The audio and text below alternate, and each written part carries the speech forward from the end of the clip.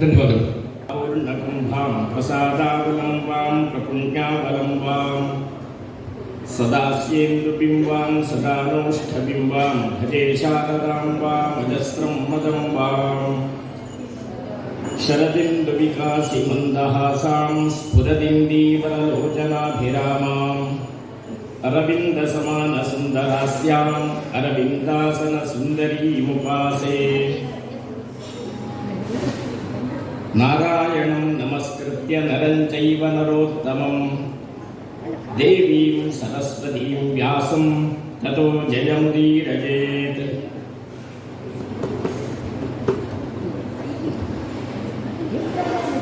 ಭಗವಾನ್ ಶ್ರೀಕೃಷ್ಣನ ಸ್ಮರಣೆಗಳೊಂದಿಗೆ ಸೇರಿರುವ ಎಲ್ಲ ಬಂಧುಗಳಿಗೆ ಆತ್ಮೀಯವಾದ ನಮನಗಳನ್ನು ಸಲ್ಲಿಸಿ ಶ್ರೀಮನ್ ಮಹಾಭಾರತದ ಕುರಿತಾಗಿ ಒಂದೆರಡು ವಿಚಾರಗಳನ್ನು ತಮ್ಮ ಮುಂದೆ ಪ್ರಸ್ತುತಪಡಿಸಿದೆ. ಅತ್ಯಂತ ವಿಶಾಲವಾದ ಗ್ರಂಥ, 1,00,000 ಶ್ಲೋಕಗಳಿರುವ ಗ್ರಂಥ. ಆ ಗ್ರಂಥದ ಮಹತ್ವವನ್ನು 1 ಗಂಟೆ 1.5 ಗಂಟೆಗಳಲ್ಲಿ ಹೇಳಿ ಮುಗಿಸುವುದಕ್ಕೆ ಸಾಧ್ಯ ಇಲ್ಲ. ಯಾಕೆಂದರೆ ಅದರ ಪ್ರತಿ ಘಟ್ಟವು, ಪ್ರತಿ ಪರ್ವವು, ಪ್ರತಿ ಉಪಪರ್ವಗಳು, ಪ್ರತಿಯೊಂದು ಶ್ಲೋಕವು ಅತ್ಯಂತ ಮಹತ್ವಪೂರ್ಣವಾದ.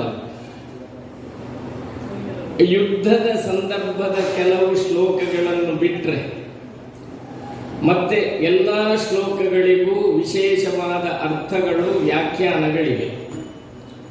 ಯುದ್ಧದ ಸಂದರ್ಭದಲ್ಲಿ ಅವನು ಅಂತಹ ಬಾಣ ಬಿಟ್ಟ, ಇವನು ಇಂತಹ ಬಾಣ ಬಿಟ್ಟ, ಅವನು ಪ್ರಾಣ ಬಿಟ್ಟ, ಇವನು ರಥ ಬಿಟ್ಟ, ಈ ರೀತಿಯ ಸಾಂದರ್ಭಿಕವಾದ ವರ್ಣನೆಗಳಿರುವ ಶ್ಲೋಕಗಳನ್ನು ಹೊರತುಪಡಿಸಿದರೆ ಪ್ರತಿಯೊಂದು ಶ್ಲೋಕವು ಅತ್ಯಂತ ವಿಶಾಲವಾದ ಅರ್ಥವನ್ನು ನಮ್ಮ ಮುಂದೆ ತೆರೆದಿಡುವ ಶ್ಲೋಕಗಳು.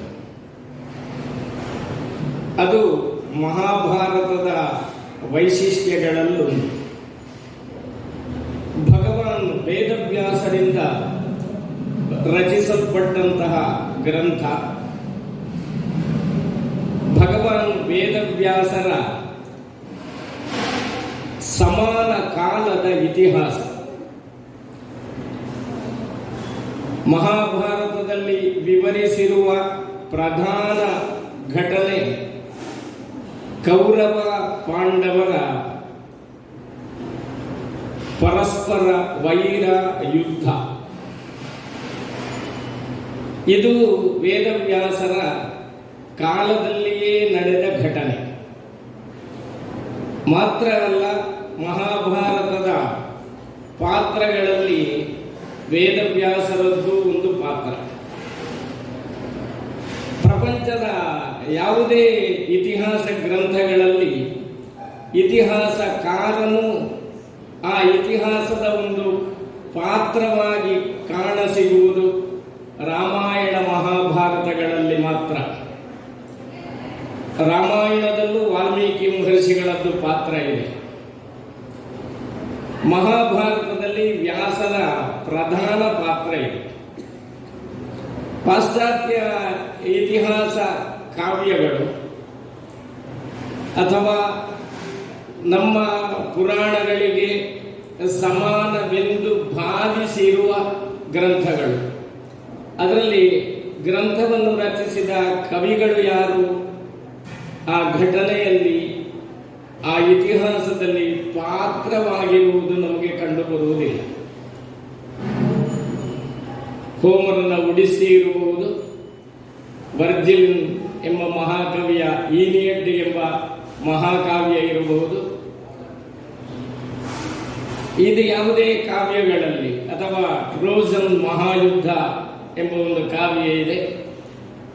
ಗ್ರೀಕ್ ಲ್ಯಾಟಿನ್ಗಳಲ್ಲಿ ಪ್ರಾಚೀನ ಕಾವ್ಯ ಪರಂಪರೆ ಇತ್ತು.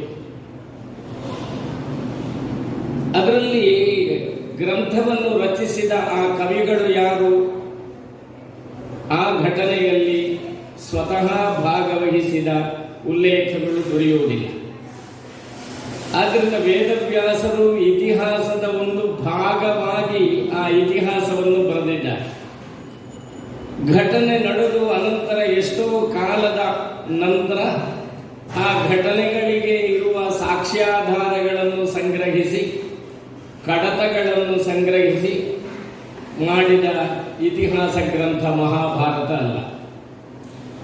ಅವರು ನೋಡಿದ, ಅವರು ಅನುಭವಿಸಿದ, ಅವರು ಆಡಿದ ಮಾತುಗಳು ಒಳಗೊಂಡಿರುವಂತಹ ಒಂದು ಮಹಾಗ್ರಂಥ ಇತಿಹಾಸ ಮಹಾಭಾರತ.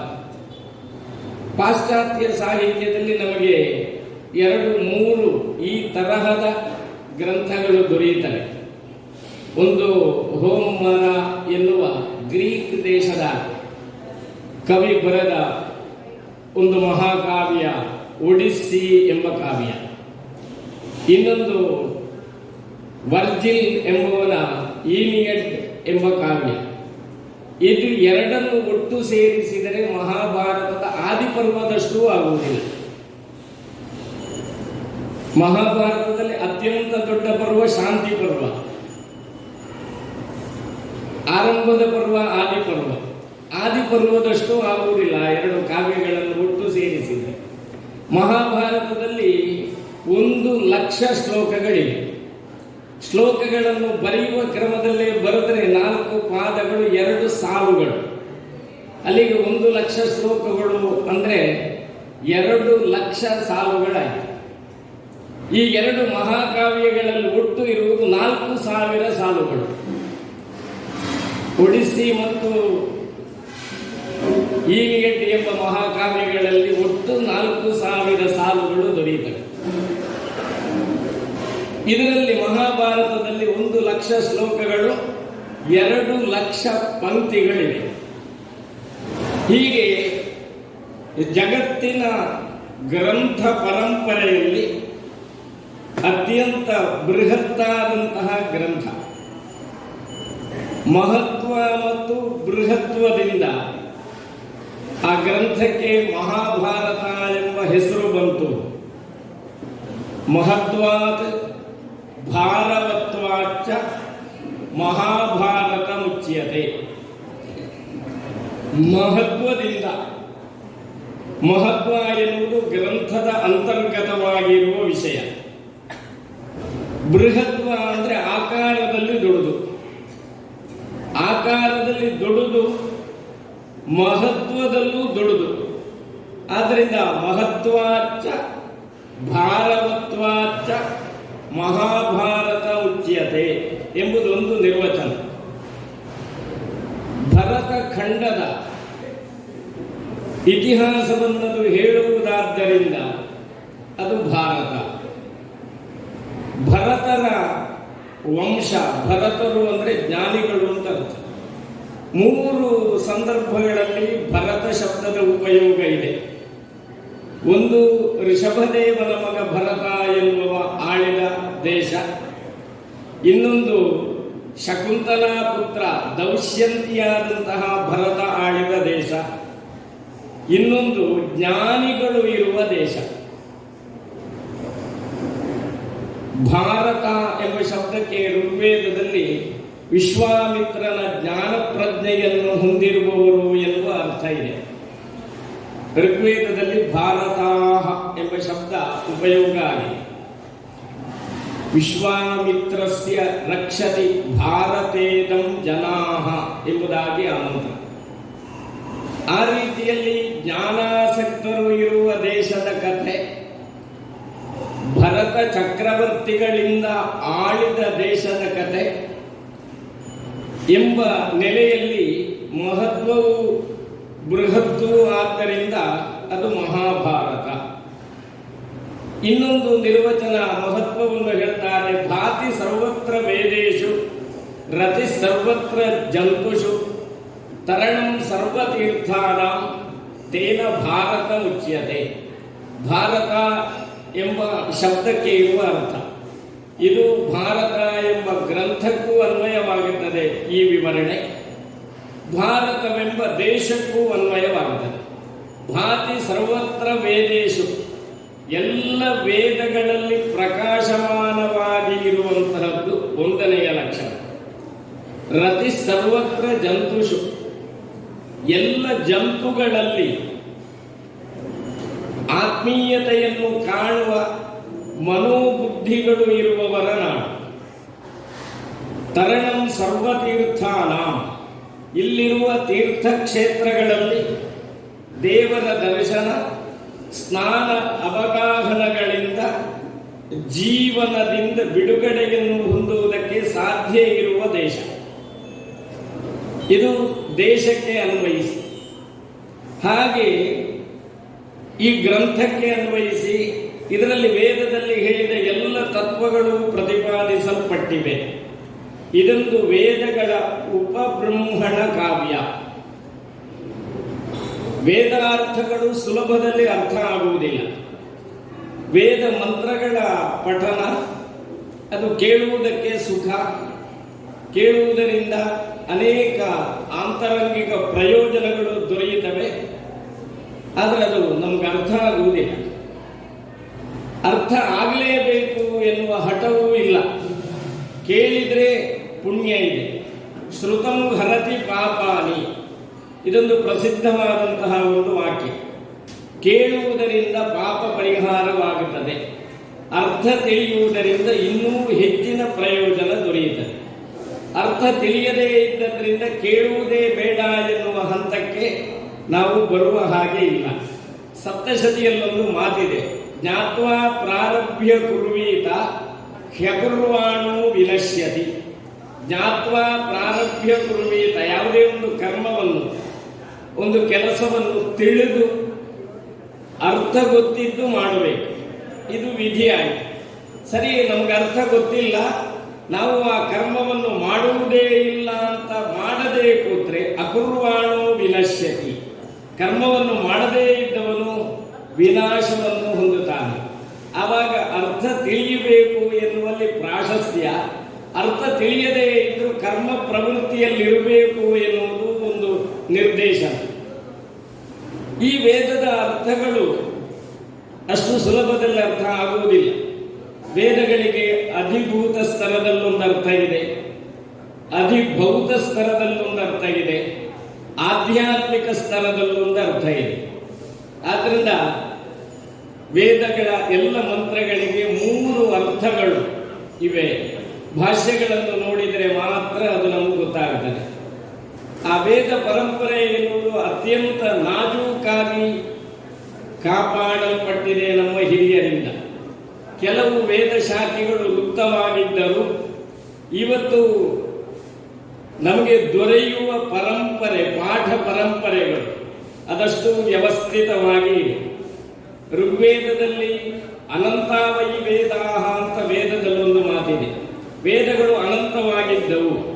ಅನಂತವಾಗಿರುವ ವೇದಗಳನ್ನು ಕಾಲ ಕಾಲಕ್ಕೆ ವೇದವ್ಯಾಸರು ವಿಭಾಗಗಳನ್ನು ಮಾಡಿ ಋಗ್ವೇದದ ಮಂತ್ರಗಳನ್ನು ಋಗ್ವೇದಕ್ಕೆ ಸೇರಿಸಿ, ಯಜುರ್ವೇದದ ಮಂತ್ರಗಳನ್ನು ಯಜುರ್ವೇದಕ್ಕೆ, ಹೀಗೆ ವೇದ ವಿಭಾಗ ಮಾಡ್ತಾ ಇದೆ.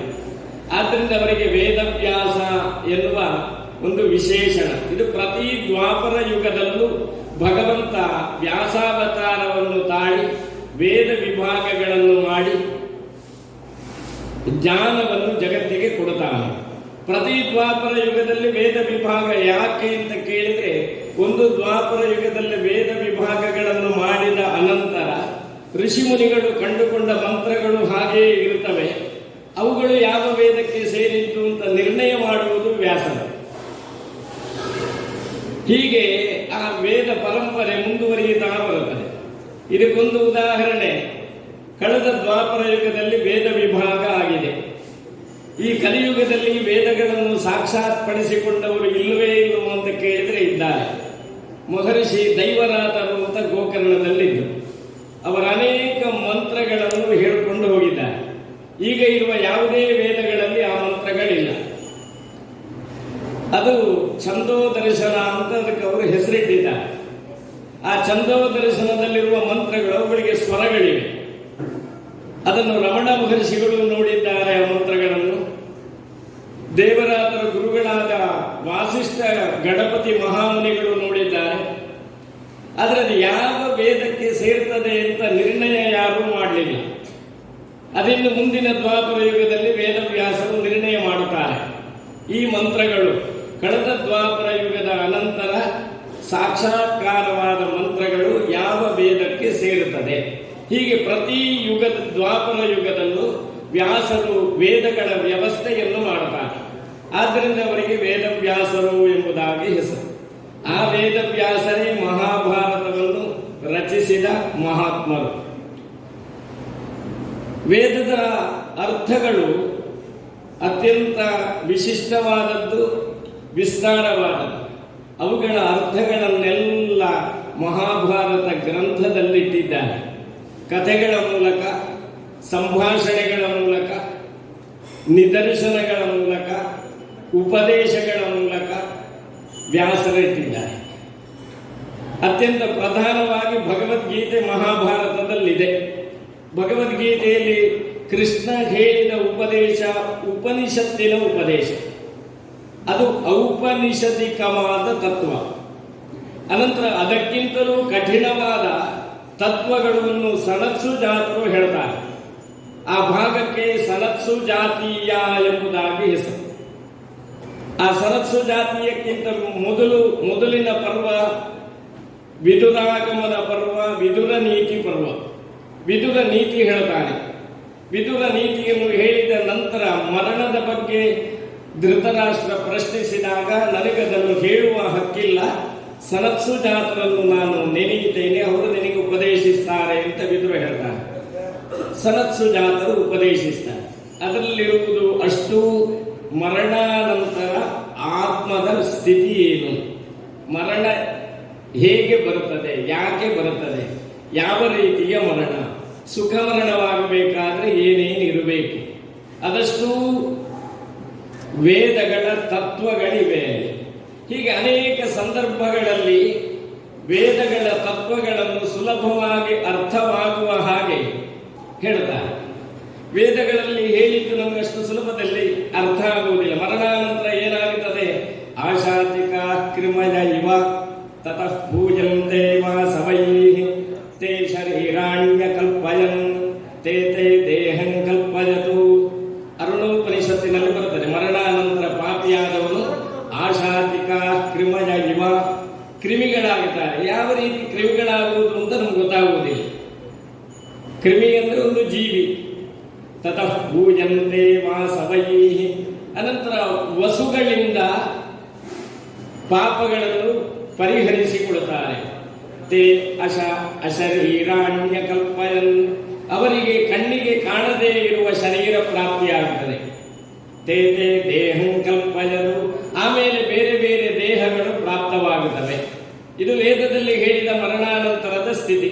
ಇದನ್ನೇ ಪುರಾಣಗಳಲ್ಲಿ, ಭಾರತದ ಉಪದೇಶಗಳಲ್ಲಿ ಅದು ಹೇಗೆ ಅಂತ ವಿವರವಾಗಿ ವ್ಯಾಸರು ಹೇಳ್ತಾರೆ.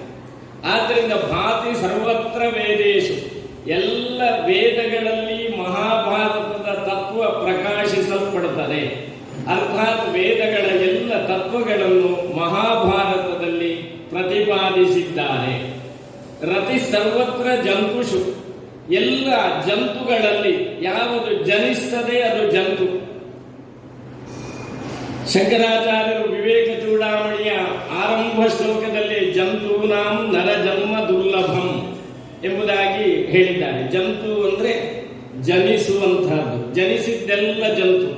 ಅದು ಕ್ರಿಮಿ ಕೀಟಗಳಿರಬಹುದು, ವೃಕ್ಷ ತರು ಲತೆ ಗುಲ್ಮಗಳಿರಬಹುದು, 4 ಕಾಲಿನ ಪ್ರಾಣಿಗಳಿರಬಹುದು, ಆಕಾಶಗಾಮಿಗಳಿರಬಹುದು, ಅಥವಾ 2 ಕಾಲಿನ ಪ್ರಾಣಿ ಮನುಷ್ಯ ಇರಬಹುದು. ಇಡೀ ಸೃಷ್ಟಿಯನ್ನು 2 ರೀತಿಯಲ್ಲಿ ವಿಭಾಗ ಮಾಡ್ತಾರೆ. ಒಂದು ಸ್ಥಾವರ ಜಂಗಮ ಅಂತ. ಸ್ಥಾವರ ಅಂದ್ರೆ ಸ್ಥಿರವಾಗಿ ಇರುವಂತಹದ್ದು, ಜಂಗಮ ಅಂದ್ರೆ ಸಂಚರಿಸುವಂತಹದ್ದು. ಇನ್ನೊಂದು ಉದ್ಭಿಜ್ಯ, ಶ್ವೇತಜ, ಅಂಡಜ, ಜರಾಯುಜ. ಉದ್ಭಿಜ್ಯ ಅಂದ್ರೆ ಭೂಮಿಯಲ್ಲಿ ಬೀಜ ಬಿತ್ತಲ್ಪಟ್ಟು ಒಡೆದು ಹೊರಗೆ ಬರುವಂತಹದ್ದು ಉದ್ಭಿಜ್ಯಗಳು. ಸ್ವೇದಜಗಳು ಬೆವರಿನಲ್ಲಿ ಹುಟ್ಟುವಂತಹ ಪ್ರಾಣಿಗಳು, ಅಂಡಜಗಳು ಮೊಟ್ಟೆಯಲ್ಲಿ ಹುಟ್ಟುವ ಪ್ರಾಣಿಗಳು, ಜರಾಯುಜಗಳು ಗರ್ಭಕೋಶದಲ್ಲಿ ಬೆಳೆದು ಹೊರಗಡೆ ಬರುವ ಪ್ರಾಣಿಗಳು. ಹೀಗೆ 3 ವಿಭಾಗ. ಇನ್ನೊಂದು ರೀತಿಯಲ್ಲಿ ವಿಭಾಗ ಮಾಡುತ್ತಾರೆ, ಊರ್ಧ್ವ ಸ್ರೋತಸ್ಸು, ಅಧಸ್ರೋತಸ್ಸು, ಅರ್ವಾಕ್ ಸ್ರೋತಸ್ಸು. ಊರ್ಧ್ವ ಸ್ರೋತಸ್ಸು ಅಂದರೆ ಕೆಳಗಡೆ ಆಹಾರ ತೆಗೆದುಕೊಂಡು ಮೇಲ್ಮುಖವಾಗಿ ಬೆಳೆಯುವ ಎಲ್ಲ ಪ್ರಾಣಿಗಳು ಊರ್ಧ್ವ ಸ್ರೋತಸ್ಸುಗಳು. ಅದೆಲ್ಲ ವೃಕ್ಷಗಳು, ಲತೆಗಳು, ಬಳ್ಳಿಗಳು, ಗಿಡಗಳು ಇವೆಲ್ಲ ಬುಡದಲ್ಲಿ ಆಹಾರವನ್ನು ತೆಗೊಳ್ಳುತ್ತವೆ, ಮೇಲ್ಮುಖವಾಗಿ ಬೆಳೆಯುತ್ತವೆ. ಇನ್ನೊಂದು ಅರ್ವಾಕ್ ಸ್ರೋತಸ್ಸುಗಳು, ಆಹಾರವನ್ನು ತಿಂದ ಭಾಗಕ್ಕೆ ಸಮಾನವಾಗಿ ಬೆಳೆಯುವುದು. ಅದರಿಂದ ಆಹಾರದಿಂದ ಭಾಗದಿಂದ ಮೇಲೆ ಬೆಳೀಲಿಕ್ಕೆ ಇಲ್ಲ.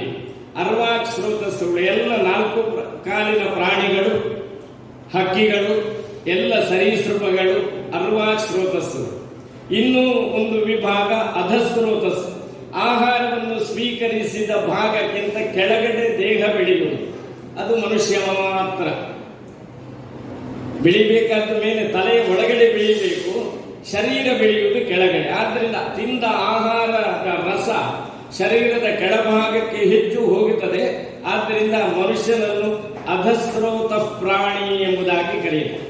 ಹೀಗೆ ವಿಭಾಗದಲ್ಲಿ ಜಂತುಗಳಿವೆ. ರತಿ ಸರ್ವತ್ರ ಜಂತುಷು, ಈ ಎಲ್ಲ ಜಂತುಗಳಲ್ಲೂ ಆಸಕ್ತಿ ಇರಬೇಕು, ಪ್ರೀತಿ ಇರಬೇಕು. ಇದನ್ನೊಂದು ಶ್ಲೋಕದಲ್ಲಿ ಗೀತೆಯಲ್ಲಿ ಹೇಳಿದ್ದಾನೆ ಭಗವಂತ. ಬ್ರಾಹ್ಮಣೇ ಗವಿ ಹಸ್ತಿನಿ ಶುನಿಚೈವ ಶ್ವಪಾಕೇಚ ಪಂಡಿತಾ ಸಮದರ್ಶಿನಃ.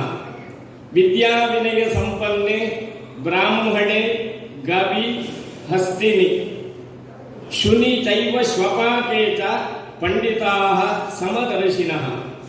ವಿದ್ಯಾ ವಿನಯ ಸಂಪನ್ನನಾದ ಬ್ರಾಹ್ಮಣ, ಗೋವು, ಆನೆ, ವಿದ್ಯಾ ವಿನಯ ಸಂಪನ್ನೆ ಬ್ರಾಹ್ಮಣೆ ಗವಿ ಹಸ್ತಿನಿ, ಶುನಿ ನಾಯಿ, ಶ್ವಪಾಕ ನಾಯಿಯನ್ನು ಕೊಲ್ಲುವವನು, ಇವರಲ್ಲೆಲ್ಲ ಪಂಡಿತರು ಸಮದರ್ಶಿಗಳಾಗಿರ್ತಾರೆ. ಅದರ ಅರ್ಥ ಇವರನ್ನೆಲ್ಲ ಸಮಾನವಾಗಿ ನೋಡುತ್ತಾರೆ ಅಂತ ಅರ್ಥ ಅಲ್ಲ. ಇವು ಯಾವುದು ಶಾರೀರಿಕವಾಗಿಯೂ ಸಮಾನವಾಗಿ ಇಲ್ಲ, ಬೌದ್ಧಿಕವಾಗಿಯೂ ಸಮಾನವಾಗಿ ಇಲ್ಲ. ಒಬ್ಬ ವಿದ್ಯಾ ವಿನಯ ಸಂಪನ್ನನಾದ ಬ್ರಾಹ್ಮಣ ಒಂದು ಗೋವು, ಒಂದು ಆನೆ, ಒಂದು ನಾಯಿ, ಒಂದು ಶ್ವಪಾಕ, ಇವರು ಯಾವ ದೃಷ್ಟಿಯಿಂದ ನೋಡಿದರೂ ಸಮಾನತೆಯನ್ನು ಹೊಂದಲಿಲ್ಲ. ಆವಾಗ ಇವುಗಳಲ್ಲಿ ಸಮದರ್ಶಿ ಆಗಿರ್ತಾರೆ ತಿಳಿದವರು ಅಂದರೆ ಮುಂದೆ ಗೀತೆಯಲ್ಲಿ ಸಮ ಎಂಬ ಶಬ್ದದ ನಿರ್ವಚನೆಯನ್ನು ಮಾಡಿದ್ದಾರೆ. ನಿರ್ದೋಷಂ ಹಿ ಸಮಂ ಬ್ರಹ್ಮ, ಇದು ಗೀತೆಯ ಮುಂದಿನ ಅಧ್ಯಾಯದಲ್ಲಿರುವ ವಾಕ್ಯ. ಸಮ ಅಂದರೆ ನಿರ್ದೋಷವಾಗಿ ಇರುವ ಬ್ರಹ್ಮ. ಪಂಡಿತರು ಇದರಲ್ಲೆಲ್ಲ ಬ್ರಹ್ಮವನ್ನು ಕಾಣುತ್ತಾರೆ. ಇದಿಷ್ಟು ಅಸಮಾನತೆಯ ಒಂದು ಗುಂಪು. ಅದಷ್ಟರಲ್ಲೂ ತಿಳಿದವರು ಬ್ರಹ್ಮ ತತ್ವವನ್ನು, ಅವುಗಳ ಒಳಗಡೆ ಬ್ರಹ್ಮ ತತ್ವವನ್ನು ಕಾಣುತ್ತಾರೆ. ರತಿ ಸರ್ವತ್ರ ಜಂತುಷು ಅಂದರೆ ಎಲ್ಲ ಜಂತುಗಳಲ್ಲೂ ಭಗವಂತನಿದ್ದಾನೆ.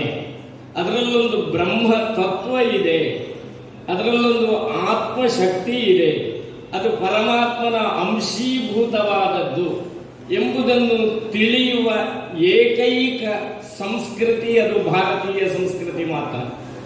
ಅಂತಹ ಸಂಸ್ಕೃತಿ ಮಹಾಭಾರತದಲ್ಲಿ ಪ್ರಕಟವಾಗಿದೆ. ರತಿ ಸರ್ವತ್ರ ಜಂತುಷು ತರಣಂ ಸರ್ವತೀರ್ಥಾನಾಂ. ಇಲ್ಲಿ ಅನೇಕ ತೀರ್ಥಗಳಿವೆ, ಅನೇಕ ತೀರ್ಥ ಕ್ಷೇತ್ರಗಳಿವೆ, ಅನೇಕ ಕ್ಷೇತ್ರಗಳಿವೆ. ಕೆಲವು ಕ್ಷೇತ್ರಗಳಲ್ಲಿ ತೀರ್ಥಗಳಿರುವುದಿಲ್ಲ, ಕೆಲವು ತೀರ್ಥಗಳಲ್ಲಿ ಕ್ಷೇತ್ರಗಳಿರುವುದಿಲ್ಲ. ಹಾಗೆ ಕೇವಲ ತೀರ್ಥಗಳು, ಕೇವಲ ಕ್ಷೇತ್ರಗಳು, ಮತ್ತೆ ತೀರ್ಥ ಕ್ಷೇತ್ರಗಳು, ಹೀಗೆ 3 ವಿಭಾಗ ಮಾಡಬಹುದು. ಎಲ್ಲ ಪೌರಾಣಿಕ ಹಿನ್ನೆಲೆ ಇರುವ ಎಲ್ಲ ನದಿಗಳು ತೀರ್ಥಗಳೇ. ಆಮೇಲೆ ಸಿದ್ಧರ ಪೌರಾಣಿಕ ಹಿನ್ನೆಲೆ ಇರುವ ಸರೋವರಗಳಿವೆ, ಅದೆಲ್ಲ ತೀರ್ಥಗಳೇ. ಕೆಲವು ಸರೋವರಗಳ ಸಮೀಪದಲ್ಲಿ ಕ್ಷೇತ್ರಗಳಿವೆ. ಕ್ಷೇತ್ರ ಅಂದರೆ ಭಗವಂತ ಮಂತ್ರ ತಂತ್ರ ಮುದ್ರೆಗಳಿಂದ ಆವಾಹಿಸಲ್ಪಟ್ಟು ಆರಾಧಿಸಲ್ಪಡುವ ಸ್ಥಳ. ಹೀಗೆ ತೀರ್ಥಗಳು ಇವೆ, ಕ್ಷೇತ್ರಗಳು ಇವೆ, ಕೇವಲ ಕ್ಷೇತ್ರಗಳು ಇವೆ, ತೀರ್ಥ ಕ್ಷೇತ್ರಗಳಿವೆ. ತರಣಂ ಸರ್ವತೀರ್ಥಾನಾಂ, ಎಲ್ಲ ತೀರ್ಥಕ್ಷೇತ್ರಗಳಲ್ಲಿ ಸ್ನಾನ ಮಾಡಿದರೆ ಅದರಿಂದ ಒಬ್ಬನಿಗೆ ಜೀವನವೆಂಬ ಸಾಗರದಿಂದ ತರಣೋಪಾಯ ದೊರೆಯುತ್ತದೆ. ಜೀವನದಿಂದ ಬಿಡುಗಡೆಯಾಗಬೇಕಾದ್ರೆ ಈ ಸಂಸಾರ ಎನ್ನುವುದೊಂದು ಸಾಗರ. ಈ ಸಾಗರದಿಂದ ಬಿಡುಗಡೆಯಾಗಬೇಕಾದ್ರೆ ಒಂದು ದೋಣಿ ಬೇಕು. ಭಗವದ್ಗೀತೆಯ ಧ್ಯಾನ ಶ್ಲೋಕದಲ್ಲಿ ಕೈವರ್ತಕ ಕೇಶವ, ಅವನು ದೋಣಿ ನಡೆಸುವವ ಎಂಬುದಾಗಿ ಭಗವದ್ಗೀತೆಯ ಧ್ಯಾನದ ಶ್ಲೋಕದಲ್ಲಿ. ಆ ರೀತಿಯಲ್ಲಿ ಇಲ್ಲಿರುವ ತೀರ್ಥಕ್ಷೇತ್ರಗಳು, ಎಲ್ಲ ತೀರ್ಥಕ್ಷೇತ್ರಗಳ ವಿವರಣೆ, ಅದರ ಮಹತ್ವ, ಅದರ ಪೌರಾಣಿಕ ಹಿನ್ನೆಲೆಗಳು ಮಹಾಭಾರತದಲ್ಲಿದೆ. ವನಪರ್ವದಲ್ಲಿ ಋಷಿಮುನಿಗಳು ಯುಧಿಷ್ಠಿರನಿಗೆ ಎಲ್ಲ ತೀರ್ಥಕ್ಷೇತ್ರಗಳ ಮಹತ್ವವನ್ನು ವಿವರಿಸ್ತಾರೆ. ಏನು ಕೆಲಸ ಇರಲಿಲ್ಲ ವನವಾಸ ಕಾಲದಲ್ಲಿ. ಅಷ್ಟೂ ವರ್ಷಗಳ ಕಾಲ ಧರ್ಮರಾಯ ಮತ್ತೆ ಪಾಂಡವರು ಜೊತೆಯಾಗಿ ಮಾಡಿದ್ದು ಏನಂದ್ರೆ ಋಷಿ ಮುನಿಗಳಿಂದ ಪ್ರವಚನಗಳನ್ನು ಕೇಳಿ, ಅವರಲ್ಲಿ ಧರ್ಮದ ಬಗ್ಗೆ ಅವರ ಉಪನ್ಯಾಸಗಳನ್ನು ಕೇಳಿ, ತೀರ್ಥಕ್ಷೇತ್ರಗಳ ಮಹತ್ವವನ್ನು ಕೇಳಿ, ಅದರ ಜೊತೆಗೆ ಮಹಾಭಾರತಕ್ಕಿಂತ ಹಿಂದಿನ ಕಾಲಗಳಲ್ಲಿ ಆದ ಪ್ರಧಾನ ಚರಿತ್ರೆಗಳನ್ನು ಕೇಳಿ. ವನಪರ್ವದಲ್ಲಿ ರಾಮಾಯಣದ ಕಥೆಯನ್ನು ಋಷಿಮುನಿಗಳು ಧರ್ಮರಾಯನಿಗೆ ಹೇಳ್ತಾರೆ. ರಾಮಾಯಣದ ಕಥೆ ಮಹಾಭಾರತದಲ್ಲಿ 2 ಸಲ ಬರುತ್ತದೆ. ಒಂದು ಋಷಿಮುನಿಗಳು ಧರ್ಮರಾಯನಿಗೆ ಹೇಳಿದ ಒಂದು ರಾಮಾಯಣ, ಇನ್ನೊಂದು ಸೌಗಂಧಿಕ ಪುಷ್ಪವನ್ನು ತರುವುದಕ್ಕೆ ಹನುಮಂತ ಹೋಗುತ್ತಾನೆ. ಹೋದಾಗ ಆಂಜನೇಯ ಅವನನ್ನು ತಡೆಯುತ್ತಾನೆ. ಮೊದಲು ಆಂಜನೇಯ ಅಂತ ಗೊತ್ತಾಗುವುದಿಲ್ಲ. ಆಂಜನೇಯ ಅಂತ ಗೊತ್ತಾದ ಮೇಲೆ ಭೀಮಸೇನ ಶರಣಾಗುತ್ತಾನೆ. ಆಂಜನೇಯ 4 ಅಧ್ಯಾಯಗಳಲ್ಲಿ ರಾಮಾಯಣದ ಕಥೆಯನ್ನು ಹೇಳ್ತಾನೆ. ಆ 4 ಅಧ್ಯಾಯಕ್ಕೆ ಹನುಮದ್ ರಾಮಾಯಣ ಅಂತ ಹೆಸರಿಟ್ಟಿದ್ದಾರೆ. ಮಹಾಭಾರತದಲ್ಲಿ ಆ ಹೆಸರಿಲ್ಲ, ಅನಂತರದವರು ಹೆಸರಿಟ್ಟಿದ್ದಾರೆ. ಹೀಗೆ ಆ ಘಟನೆಗಿಂತ ಹಿಂದಿನ ಕಾಲದ ಇತಿಹಾಸಗಳಿವೆ. ಹೀಗೆ ಭಾರತ ಎಂಬ ಹೆಸರು ಸಾರ್ಥಕವಾಗುವುದು ಭಾತಿ ಸರ್ವತ್ರ ವೇದೇಶು ರತಿ ಸರ್ವತ್ರ ಜಂತುಷು ತರಣಂ ಸರ್ವತೀರ್ಥಾನಾಂ ತೇನ ಭಾರತ ಉಚ್ಯತೆ. ಭಾರತ ಎಂಬ ಶಬ್ದ ಭಾ ಅಂದ್ರೆ ಜ್ಞಾನ, ರಥ ಅಂದ್ರೆ ಆಸಕ್ತಿ. ಜ್ಞಾನದಲ್ಲಿಯೇ ಆಸಕ್ತಿ ಮತ್ತು ಅದನ್ನು ಹೊಂದಿರುವವರು ಇರುವ ದೇಶ. ಜ್ಞಾನಾಸಕ್ತಿಯನ್ನೇ ಹೊಂದಿರುವ ವ್ಯಕ್ತಿಗೂ ಭಾರತ ಎಂಬ ಪುಲ್ಲಿಂಗ ಶಬ್ದ ಇದೆ. ಅಲ್ಲಲ್ಲಿ ಸಂಬೋಧನೆ ಮಾಡುವಾಗ ಭಾರತ, ಭರತ ಋಷಭ, ಭರತ ಸಪ್ತಮ ಎಂಬ ಶಬ್ದಗಳು ಬರುತ್ತವೆ. ಹಾಗೆ ಭಾರತ ಎಂಬ ಶಬ್ದ ಜ್ಞಾನದಲ್ಲಿ ಆಸಕ್ತನಾಗಿರುವ ಒಂದು ವ್ಯಕ್ತಿ. ಅದು ಬಹುವಚನ, ಭಾರತಾಹ ಬಹುವಚನ ಆದರೆ ಜ್ಞಾನಾಸಕ್ತಿ ಉಳ್ಳಂತಹ ಬಹುಮಂದಿಗಳು.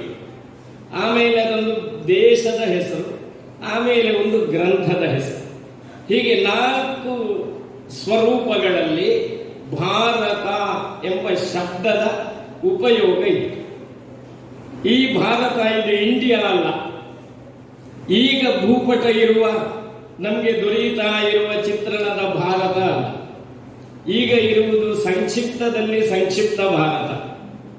ವಿಶಾಲ ಭಾರತ ಅಂದ್ರೆ ಈಗಿನ ಮಧ್ಯ ಏಷ್ಯಾ ಖಂಡದವರೆಗೆ, ಏಷ್ಯಾ ಖಂಡದ 3/4 ಭಾಗ. ಆಮೇಲೆ ಈ ಕಡೆಗೆ ಪಾಕಿಸ್ತಾನ, ಅಫ್ಘಾನಿಸ್ತಾನ, ಇರಾಕ್, ಇರಾನ್, ಶ್ರೀಲಂಕಾ, ಚೈನಾದ ಅರ್ಧ ಭಾಗ, ಅದರ ಮಧ್ಯದಲ್ಲಿರುವಂತಹ ಟಿಬೇಟ್, ಭೂತಾನ್, ಬರ್ಮಾ ಇದೆಲ್ಲ ಮೊದಲೇ ಭಾರತದ ಒಳಗಡೆ ಸೇರಿರುವಂಥದ್ದು. ಆಮೇಲೆ ಬಂಗಾಳ, ಪಶ್ಚಿಮ ಬಂಗಾಳ, ಆಮೇಲೆ ಕೆಲವು ದ್ವೀಪಗಳು. ಇದಿಷ್ಟು ವಿಶಾಲ ಭಾರತ. ಆ ವಿಶಾಲ ಭಾರತವನ್ನು ಆಳಿದವರು ಋಷಭ ಚಕ್ರವರ್ತಿಯ ಮಗ ಭರತ ಮತ್ತು ದುಷ್ಯಂತ ಶಕುಂತಲೆಯರ ಮಗ ಭರತ. ಬೇರೆ ಬೇರೆ ಕಾಲಗಳಲ್ಲಿ ಆಳಿದ್ದಾರೆ.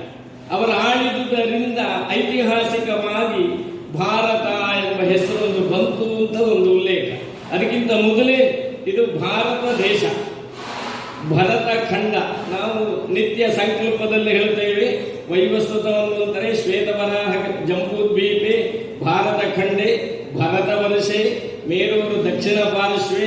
ಅದು ನಮ್ಮ ದಕ್ಷಿಣ ಭಾರತಕ್ಕಾಗುವಾಗ ಹಾಗೆ ಇಲ್ಲಿದ್ರೆ ಅಲ್ಲಿ ನರ್ಮದಾ ನದಿ ಉತ್ತರದಲ್ಲಿ ಒಂದು ಪ್ರಧಾನವಾದಂತಹ ಸಂಕಲ್ಪದಲ್ಲಿ ಹೇಳಬೇಕಾದ ಹೆಸರು ನರ್ಮದಾ ಉತ್ತರೇ ಭಾಗೆ ಎಂಬುದಾಗಿ ಆ ಕಡೆಗೆ ನರ್ಮದಾ ನದಿ ಎನ್ನುವುದು ಒಂದು ಪ್ರಧಾನವಾದ ವೈದಿಕ ಕರ್ಮಾಚರಣೆಯಲ್ಲಿ ಮತ್ತೆ ಧರ್ಮಶಾಸ್ತ್ರದಲ್ಲಿ ಒಂದು ಪ್ರಧಾನವಾದಂತಹ ಒಂದು ನದಿ. ಕೆಲವು ಆಚಾರ ವಿಚಾರಗಳು ನರ್ಮದೆಯ ಉತ್ತರಕ್ಕೆ ಬೇರೆ, ನರ್ಮದೆಯ ದಕ್ಷಿಣಕ್ಕೆ ಬೇರೆ. ಕೆಲವು ಆಚಾರ ವಿಚಾರಗಳು ವಿಂಧ್ಯ ಪರ್ವತ ಉತ್ತರಕ್ಕೆ ಬೇರೆ, ವಿಂಧ್ಯ ಪರ್ವತ ದಕ್ಷಿಣಕ್ಕೆ ಬೇರೆ. ಅದನ್ನು ಆಚಾರ್ಯ ಬೋಧಾಯನರು ಕ್ರಿಸ್ತಪೂರ್ವ 1000 ತನ್ನ ಧರ್ಮ ಸೂತ್ರದಲ್ಲಿ ಹೇಳಿದ್ದಾರೆ. 5 ವಿಷಯಗಳಲ್ಲಿ ದಕ್ಷಿಣ ಭಾರತಕ್ಕೂ ಉತ್ತರ ಭಾರತಕ್ಕೂ ಆಚಾರ ವಿಚಾರಗಳಲ್ಲಿ 100ಕ್ಕೆ 100 ವ್ಯತ್ಯಾಸ ಇದೆ. ಅದು 5ರಲ್ಲಿ ಯಾವುದೆಲ್ಲ ನಮಗೆ ಅಗತ್ಯ ಇಲ್ಲ. ಒಂದು ಪ್ರಧಾನವಾದದ್ದು ಕಂಬಳಿ ಮಾರಾಟ. ದಕ್ಷಿಣ ಭಾರತದಲ್ಲಿ ಕಂಬಳಿ ಮಾರಾಟಕ್ಕೆ ನಿಷೇಧ ಇದೆ, ಉತ್ತರ ಭಾರತದಲ್ಲಿ ಕಂಬಳಿ ಮಾರಾಟಕ್ಕೆ ನಿಷೇಧ ಇಲ್ಲ. ಯಾಕಿಲ್ಲ ಅಂದ್ರೆ ದಕ್ಷಿಣ ಭಾರತದಲ್ಲಿ ಕಂಬಳಿ ಸಿಗದೇ ಇದ್ರೂ ದೊಡ್ಡ ಸಮಸ್ಯೆ ಇಲ್ಲ, ಕಂಬಳಿ ಸಿಕ್ಕಿದ್ರೆ ಸಮಸ್ಯೆ ನಮ್ಗೀಗ. ಉತ್ತರ ಭಾರತದಲ್ಲಿ ಕಂಬಳಿ ಸಿಗದೇ ಇದ್ರೆ ಜೀವ ಉಳಿಲಿಕ್ಕಿಲ್ಲ, ಅಂತಹ ಶೀತಲ ಪ್ರದೇಶಗಳಿವೆ. ಹೀಗೆ ಕೆಲವು ವಿಷಯಗಳಲ್ಲಿ ಧರ್ಮ ಅಂದ್ರೆ ಯಾವುದು ನಮಗೆ ಅತ್ಯಂತ ಅಗತ್ಯವೋ ಅದು ಆಚರಣೆಗೆ ಸೂತ್ರಕಾರರು ನಿರ್ದೇಶಿಸ್ತಾರೆ. ಹಾಗೆ ಕೆಲವು ಪಂಚದಾ ವಿಪ್ರತಿಪತ್ತಿ ಎಂಬುದಾಗಿ ಧರ್ಮಸೂತ್ರದಲ್ಲಿ ಬೋಧಾಯನರು ತಿಳಿಸಿದ್ದಾರೆ. ಅದಕ್ಕಿಂತಲೂ ಪೂರ್ವಕಾಲದ ಗ್ರಂಥ ಮಹಾಭಾರತದ ಕಾಲ ಯಾವುದಾಗಿರಬಹುದು ಅಂತ ಕೇಳಿದ್ರೆ, ಈಗ ಕಲಿಯುಗ ಪ್ರಾರಂಭವಾಗಿ 5124 ವರ್ಷ ಆಗಿದೆ. ಈ ಕಲಿಯುಗ ಆರಂಭ ಆಗಿ ಪಂಚಾಂಗದಲ್ಲಿ ಗತ ಕಲಿಯುಗ ಸಂಖ್ಯೆ ಅಂತ ಬರೆದಿರ್ತಾರೆ ಮುಖಪುಟದಲ್ಲಿ. 5124 ವರ್ಷ ಕಲಿಯುಗ. ಇದಕ್ಕಿಂತ ಹಿಂದಿನ ಯುಗ ದ್ವಾಪರ ಯುಗ. ಕಲಿಯುಗದ ಒಟ್ಟು ಸಂಖ್ಯೆ 4,32,000 ವರ್ಷ. ಅದನ್ನು 4 ವಿಭಾಗ ಮಾಡಿದರೆ ನಾವೀಗ ಕಲಿಯುಗದ ಪ್ರಥಮ ಭಾಗದಲ್ಲಿದ್ದೇವೆ. ಆದ್ದರಿಂದಲೇ ಸಂಕಲ್ಪದಲ್ಲಿ ಕಲಿಯುಗೆ ಪ್ರಥಮ ಪಾದೆ ಅಂತ ನಾವು ಸಂಕಲ್ಪ ಮಾಡ್ತೇವೆ.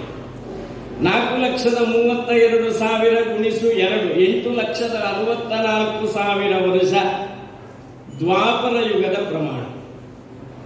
ಆ ದ್ವಾಪರ ಯುಗದ ಆರಂಭದಲ್ಲಿ ಈ ಘಟನೆಗಳು ನಡೆಯಲಿಲ್ಲ. ದ್ವಾಪರ ಯುಗದ ಸಾಧಾರಣ ಅರ್ಧಾಂಶ ಕಳೆದ ಮೇಲೆ ಚಂದ್ರವಂಶ ಪ್ರಸಿದ್ಧಿಗೆ ಬಂದದ್ದು. ನಮ್ಮಲ್ಲಿ ಚಂದ್ರವಂಶ ಮತ್ತೆ ಸೂರ್ಯವಂಶ 2 ವಂಶಗಳು ಅತ್ಯಂತ ಪ್ರಧಾನವಾದ ವಂಶಗಳು. ಈ 2 ವಂಶಗಳು ಕೃತ ತ್ರೇತ ದ್ವಾಪರ ಯುಗಗಳಲ್ಲಿ ಅಸ್ತಿತ್ವದಲ್ಲಿದ್ದವು. ಚಂದ್ರವಂಶ ಪ್ರಸಿದ್ಧಿಗೆ ಬಂದಾಗ ಸೂರ್ಯವಂಶ ಪ್ರಸಿದ್ಧವಾಗಿ ಇರ್ತಿರ್ಲಿಲ್ಲ. ಆದ್ರೆ ಎಲ್ಲೋ ಒಂದು ಕಡೆ 2 ಕಡೆ ಸೂರ್ಯವಂಶದ ಆಡಳಿತ ಎಲ್ಲ ವ್ಯವಸ್ಥೆ ಇತ್ತು. ಸೂರ್ಯವಂಶ ಪ್ರಸಿದ್ಧವಾಗಿ ಚಕ್ರವರ್ತಿಗಳಾಗಿದ್ದ ಕಾಲದಲ್ಲಿ ಚಂದ್ರವಂಶ ಇತ್ತು, ಆದರೆ ಚಕ್ರವರ್ತಿಗಳಾಗಿರಲಿಲ್ಲ. ಹಾಗೆ ಪ್ರಧಾನವಾಗಿ ಈ 2 ವಂಶಗಳು ದ್ವಾಪರ ಯುಗದ ಸಾಧಾರಣ ಅರ್ಧಾಂಶ ಕಳೆದ ಮೇಲೆ ಚಂದ್ರವಂಶ ಪ್ರಸಿದ್ಧಿಗೆ ಬರ್ತದೆ. ಹಾಗೆ ಬಂದು ಕಲಿಯುಗದ ಆರಂಭದವರೆಗೆ ಇರುವ ಘಟನೆಗಳು ಮಹಾಭಾರತದಲ್ಲಿ ಹೇಳಲ್ಪಟ್ಟಿವೆ. ಪಾಂಡವರ ಯುದ್ಧದ ನಂತರ, ಪಾಂಡವರ ಸ್ವರ್ಗಾರೋಹಣ ಆದ ನಂತರ ಜನಮೇಜಯ ಪರೀಕ್ಷಿತ ಮಹಾರಾಜ ರಾಜನಾಗುತ್ತಾನೆ, ಅಭಿಮನ್ಯುವಿನ ಮಗ. ಅವನ ಮಗ ಜನಮೇಜಯನ ಕಥೆಯಿಂದ ಮಹಾಭಾರತ ಪ್ರಾರಂಭ ಆಗಿದೆ. ಸಂದರ್ಭ ಏನು ಅಂದ್ರೆ, ಈ ಪರೀಕ್ಷಿತ ಮಹಾರಾಜನನ್ನು ತಕ್ಷಕ ಬಂದು ಕಚ್ಚಿದ್ದ. ಶೃಂಗಿ ಎಂಬವ ಶಮೀಕ ಪುತ್ರನ ಶಾಪಕ್ಕೆ ಒಳಗಾಗಿ ತಕ್ಷಕ ಕಚ್ಚಿದ್ದ. ಆ ತಕ್ಷಕ ಶಾಪ ಬಂದಿದೆ ಮಹಾರಾಜರಿಗೆ ಅಂತ ಗೊತ್ತಾದಾಗ ಕಶ್ಯಪ ಎನ್ನುವ ಒಬ್ಬ ವಿಷವೈದ್ಯ ಹಸ್ತಿನಾವತಿಗೆ ಓಡೋಡಿ ಬರ್ತಾನೆ. ತಕ್ಷಕ ಬಂದು ಕಚ್ಚುತ್ತಾನೆ ಮಹಾರಾಜರಿಗೆ. ಮಹಾರಾಜರನ್ನು ಆ ವಿಷದಿಂದ ರಕ್ಷಿಸಬೇಕು. ತಕ್ಷಕನು ಓಡೋಡಿಕೊಂಡು ಬರ್ತಾನೆ. 7ನೆಯ ದಿವಸ ಸೂರ್ಯಾಸ್ತಮಾನದ ಒಳಗಡೆ ಶೃಂಗಿಯ ಶಾಪಕ್ಕೆ ಅನುಸರಿಸಿ ತಕ್ಷಕ ಬಂದು ಪರೀಕ್ಷಿತ ಮಹಾರಾಜನಿಗೆ ಕಚ್ಚಬೇಕು. ಇವರಿಬ್ಬರು ಪರಸ್ಪರ ಭೇಟಿಯಾಗುತ್ತಾರೆ. ಕಶ್ಯಪ ಎನ್ನುವ ವಿಷವೈದ್ಯ ಮತ್ತು ತಕ್ಷಕ ಎನ್ನುವ ವಿಷಕಾರುವ ಸರ್ಪ. ಹಾಗೆ ಮಾತುಕತೆಯಾಗಿ ಎಲ್ಲಿಗೆ ಹೋಗುವುದು, ರಾಜನಲ್ಲಿಗೆ ಹೋಗುವುದು. ಯಾಕೆ ಹೋಗುವುದು? ತಕ್ಷಕ ಬಂದು ಕಚ್ಚುತ್ತಾನಂತೆ. ಆ ವಿಷವನ್ನು ಶಮನ ಮಾಡಿ ಚಕ್ರವರ್ತಿಗಳನ್ನು, ರಾಜರನ್ನು ಉಳಿಸಿಕೊಳ್ಳುವುದಕ್ಕೆ ಹೋಗ್ತಾ ಇದ್ದೇನೆ. ಆವಾಗ ಇವನಿಗಾಗ್ತದೆ, ಎಲ್ಲಿಯಾದ್ರೂ ಇವ ಬಂದು ಅಲ್ಲಿ ವಿಷ ಪ್ರಯೋಗವನ್ನು ಕಡಿಮೆ ಮಾಡಿ ಬದುಕಿ ಉಳಿದ್ರೆ ನನ್ನ ಮರ್ಯಾದೆ ಹೋಗುತ್ತದೆ ಅಂತ ಒಂದು ತಲೆಗೊಡೆಯುತ್ತದೆ ತಕ್ಷಕನಿಗೆ. ಆದ್ರಿಂದ ಇವನ ವಿಷ ವೈದ್ಯ ಅದರ ಸಾಮರ್ಥ್ಯವನ್ನು ಪರೀಕ್ಷಿಸಬೇಕು ಅಂತ ಅವನಿಗೊಂದು ಸವಾಲು ನೋಡುತ್ತಾನೆ ಆ ಕಶ್ಯಪ ಎಂಬ ವಿಷವೈದ್ಯನಿಗೆ. ಏನು ಸವಾಲು? ಅಲ್ಲೊಂದು ಬೂರುಗದ ಮರ ಇರ್ತದೆ. ನಾನು ಈ ಮರಕ್ಕೆ ಕಚ್ಚುತ್ತೇನೆ, ಕಚ್ಚಿದ ನಂತರ ಅದು ಸುಟ್ಟು ಭಸ್ಮ ಆಗಿ ಹೋಗ್ತದೆ. ನಿನ್ನ ವಿದ್ಯೆಯಿಂದ ಮರವನ್ನು ಬದುಕಿಸಬೇಕು. ಇವನಿಗೆ ಅತ್ಯಂತ ಆತ್ಮವಿಶ್ವಾಸ ಇತ್ತು ಕಶ್ಯಪನಿಗೆ. ಅವನು ಒಪ್ಪುತ್ತಾನೆ. ಒಪ್ಪಿದ ನಂತರ ಇವನು ಕಚ್ಚುತ್ತಾನೆ, ಅದು ಭಸ್ಮವಾಗಿ ಹೋಗುತ್ತದೆ. ಅದು ಕ್ಷಣದಲ್ಲಿ ಭಸ್ಮವಾಗಿ ಹೋಗುತ್ತದೆ. ಇವ ಕ್ಷಣದಲ್ಲಿ ಅದನ್ನು ಮೊದಲಿದ್ದ ಹಾಗೆ ತನ್ನ ಮಂತ್ರಶಕ್ತಿಯಿಂದ, ವಿಷವೈದ್ಯ ಶಕ್ತಿಯಿಂದ ಮೊದಲಿದ್ದ ಹಾಗೆ ಮಾಡಿ ಬಿಡುತ್ತಾನೆ. ಆವಾಗ ನೀನು ಬಂದರೆ ನನ್ನ ಮರ್ಯಾದೆ ಹೋಗುತ್ತದೆ, ನೀನು ಬರಬೇಡ ಅಂತ ಅವನಿಗೆ ಒಂದಷ್ಟು ಧನ ಎಲ್ಲ ಕೊಟ್ಟು ಕಶ್ಯಪನನ್ನು ಹಿಂತಿರುಗಿಸಿ ಕಳುಹಿಸ್ತಾನೆ. ಇವನು ಬಂದು ಪರೀಕ್ಷಿತ ಮಹಾರಾಜನಿಗೆ ಕಚ್ಚುತ್ತಾನೆ. ಪರೀಕ್ಷಿತ ಮಹಾರಾಜ ಮರಣವನ್ನಪ್ಪುತ್ತಾನೆ. ಅನಂತರ ಜನಮೇಜಯನ ಆಡಳಿತ ಆರಂಭ ಆಗುತ್ತೆ. ಆರಂಭ ಆದಾಗ ಒಬ್ಬ ವ್ಯಕ್ತಿ ಬರ್ತಾನೆ, ಒಬ್ಬ ಬ್ರಾಹ್ಮಣ ಬರ್ತಾನೆ. ಬಂದವ ಹೇಳ್ತಾನೆ, ನೀನು ಸರ್ಪಗಳನ್ನು ದ್ವೇಷಿಸಬೇಕು. ಯಾಕೆಂದ್ರೆ ನಿನ್ನ ತಂದೆಯ ಮರಣಕ್ಕೆ ಕಾರಣ ಸರ್ಪ, ತಕ್ಷಕ. ಅವಾಗ ಜನಮೇಜಯ ಹೇಳ್ತಾನೆ, ಅದರಲ್ಲಿ ದ್ವೇಷ ಯಾಕೆ ಉಂಟು? ಶೃಂಗಿಯ ಶಾಪ, ಮಹರ್ಷಿಗಳ ಶಾಪ. ಆ ಶಾಪಕ್ಕೆ ಅನುಗುಣವಾಗಿ ತಕ್ಷಕ ಬಂದು ಕಚ್ಚಿದ್ದಾನೆ. ಅದರಲ್ಲಿ ವಿರೋಧ ಮಾಡುವುದಕ್ಕೇನುಂಟು? ಆವಾಗ ಬ್ರಾಹ್ಮಣ ಹೇಳ್ತಾನೆ, ಅಷ್ಟೇ ಮಾಡಿರ್ತಿದ್ರೆ ತೊಂದರೆ ಇರಲಿಲ್ಲ. ತಕ್ಷಕ ಕಚ್ಚಿದ ಸಂದರ್ಭದಲ್ಲಿ ತನ್ನ ಮಂತ್ರ ಮತ್ತು ವೈದ್ಯಕೀಯ ಶಕ್ತಿಯಿಂದ ನಿನ್ನ ತಂದೆಯನ್ನು ಉಳಿಸುವುದಕ್ಕೆ ಬರುತ್ತಾ ಇದ್ದ ಕಶ್ಯಪ ಎಂಬ ಬ್ರಾಹ್ಮಣನನ್ನು ತಕ್ಷಕ ಬರಲಿಕ್ಕೆ ಬಿಡಲಿಲ್ಲ. ಶೃಂಗಿಯ ಶಾಪದಲ್ಲಿ ಅದು ಸೇರಲಿಲ್ಲ. ಆವಾಗ ತಕ್ಷಕ ಅಧಿಕ ಪ್ರಸಂಗ ಮಾಡಿದ್ದಾನೆ. ಶೃಂಗಿಯ ಶಾಪದಲ್ಲಿ ತಕ್ಷಕ ಕಚ್ಚಬೇಕು, ಅದರ ಜೊತೆಯಲ್ಲಿ ಯಾರಾದರೂ ರಾಜರನ್ನು ಉಳಿಸುವುದಕ್ಕೆ ಬಂದರೆ ಅದನ್ನು ತಕ್ಷಕ ನಿವಾರಿಸಬೇಕು ಎನ್ನುವ ಶಾಪ ಇಲ್ಲ. ಅವನಿಗೆ ಇರುವ ಕರ್ತವ್ಯ ಎಷ್ಟು ಅಂದರೆ ಬಂದು ಕಚ್ಚುವುದು ಮಾತ್ರ. ಯಾರಾದರೂ ಉಳಿಸುವುದಕ್ಕೆ ಬರುತ್ತಿದ್ರೆ ಅವರನ್ನು ಸಾಗ ಹಾಕಿ ಪರೀಕ್ಷಿತ ಮಹಾರಾಜನನ್ನು ಉಳಿಸದ ಹಾಗೆಯೇ ಮಾಡುವ ಒಂದು ಶಾಪ ವಾಕ್ಯವೇ ಇಲ್ಲ. ಆದ್ದರಿಂದ ಬದುಕಿ ಉಳಿಯಬಹುದಾಗಿದ್ದ ನಿನ್ನ ತಂದೆಯನ್ನು ಬದುಕಿ ಉಳಿಯದ ಹಾಗೆ ಮಾಡಿದ್ದು ತಕ್ಷಕ. ಅದು ನಿನಗೆ ಹೇಗೆ ಗೊತ್ತು? ಇದು ಕೆಲವು ವರ್ಷ ಕಳೆದ ಮೇಲೆ ಅವ ಬಂದೇ ಹೇಳುದು. ಅವಾಗ ಅವರಿಬ್ಬರು ದಾರಿಯಲ್ಲಿ ಭೇಟಿಯಾಗಿ ಮಾತನಾಡ್ತಾ ಇದ್ರು. ನಾನೊಂದು ಗೂಡುಗದ ಮರವನ್ನು ಹತ್ತಿ ಕುಳಿತಿದ್ದೆ ಹಣ್ಣು ಕೊಯ್ಯಲಿಕ್ಕೆ. ಕೆಳಗಡೆ ಮಾತಾಡ್ತಾ ಇದ್ದ ಹಾಗೆ ಅವರಲ್ಲಿ ಸ್ಪರ್ಧೆ ಆಯಿತು. ತಕ್ಷಕ ಆ ಮರವನ್ನು ಕಚ್ಚಿದ, ಆ ಮರ ಭಸ್ಮ ಆಯಿತು. ಅದರ ಜೊತೆಯಲ್ಲಿ ನಾನೂ ಭಸ್ಮವಾಗಿ ಹೋದೆ. ಆಮೇಲೆ ಈ ಕಶ್ಯಪ ಆ ಮರವನ್ನು ಬದುಕಿಸಿದ, ನಾನು ಬದುಕಿ ಉಳಿದೆ. ಅವರಲ್ಲಿಂದ ಹೋದ ಮೇಲೆ ಮೆಲ್ಲಗೆ ಮರದಿಂದ ಇಳಿದು ನಾನು ನನ್ನ ಮನೆಗೆ ಹೋದೆ. ಈಗ ಘಟನೆಗಳೆಲ್ಲ ಮುಗಿದಿರುವುದರಿಂದ ಇದನ್ನು ಹೇಳುವುದಕ್ಕೆ ಬರ್ತಾ ಇದ್ದೇನೆ. ಇದರಿಂದ ಜನಮೇಜಯನಿಗೆ ಕೋಪ ಬರುತ್ತದೆ. ಸರ್ಪಾಧ್ವರಕ್ಕೆ ತೊಡಗಿದ ಎಲ್ಲ ಸರ್ಪಗಳನ್ನು ಯಜ್ಞದಲ್ಲಿ ಆಹುತಿಯಾಗಿ ಕೊಡುವುದಕ್ಕೆ. ಸರ್ಪಾಧ್ವರ ಎನ್ನುವುದೊಂದು ಯಜ್ಞ. ಮಹಾಭಾರತದಲ್ಲಿ, ಪುರಾಣಗಳಲ್ಲಿ ಬೇರೆ ಬೇರೆ ಯಜ್ಞಗಳ ಉಲ್ಲೇಖಗಳಿವೆ. ಒಂದು ರಾಕ್ಷಸ ಯಜ್ಞ ಅಂತ ಇದೆ, ಅದನ್ನು ಅರ್ಧದಲ್ಲಿ ನಿಲ್ಲಿಸಿದರು. ರಾಕ್ಷಸರೆಲ್ಲ ಹೋಮಕ್ಕೆ ಆಹುತಿಯಾಗಬೇಕು ಅಂತ ಸಂಕಲ್ಪ ಮಾಡಿದ ಒಂದು ಯಜ್ಞ. ಒಂದಷ್ಟು ಜನ ರಾಕ್ಷಸರು ಆಹುತಿಯಾದಾಗ ಈ ರಾಕ್ಷಸರಿಗೆಲ್ಲ ಸತ್ರೆ ಮತ್ತೆ ಯಾರಿಗೂ ಕೆಲಸ ಇಲ್ಲಲ್ಲ, ದೇವತೆಗಳಿಗೂ ಕೆಲಸ ಇಲ್ಲ, ತ್ರಿಮೂರ್ತಿಗಳಿಗೂ ಕೆಲಸ ಇಲ್ಲ. ಆದ್ರಿಂದ ಸ್ವಲ್ಪ ಉಪದ್ರ ಮಾಡುವವರು ಬೇಕು. ಆದ್ರಿಂದ ಅವರನ್ನು ಸಂಪೂರ್ಣ ನಾಶ ಮಾಡಲಿಕ್ಕಿಲ್ಲ. ಅಧರ್ಮ ಎನ್ನುವುದು ಸಂಪೂರ್ಣ ಪ್ರಪಂಚದಲ್ಲಿ ನಾಶ ಆಗುವುದಿಲ್ಲ. ಯಾಕೆ ಅಂದ್ರೆ ಅದು ಬ್ರಹ್ಮನ ಬೆನ್ನೆಲುಬಿನಿಂದ ಹುಟ್ಟಿದೆ. ತನ್ನ ಬೆನ್ನಿನ ಎಲುಬಿನಿಂದ ಅಧರ್ಮವನ್ನು ಭಗವಂತ ಹುಟ್ಟಿಸಿದ್ದಾನೆ. ಆ ಬೆನ್ನೆಲುಬು ಬೇಕು, ಆದರೆ ಅದುವೇ ಪ್ರಧಾನ ಆಗುವಾಗ ಈ ರೀತಿಯಲ್ಲಿ ಆಮೇಲೆ ಗೋಮೇಧ ಅಂತ ಯಜ್ಞ ಇತ್ತು, ನರಮೇಧ ಅಂತ ಇತ್ತು, ಹಾಗೆ ಒಂದು ಸರ್ಪಾಧ್ವರ.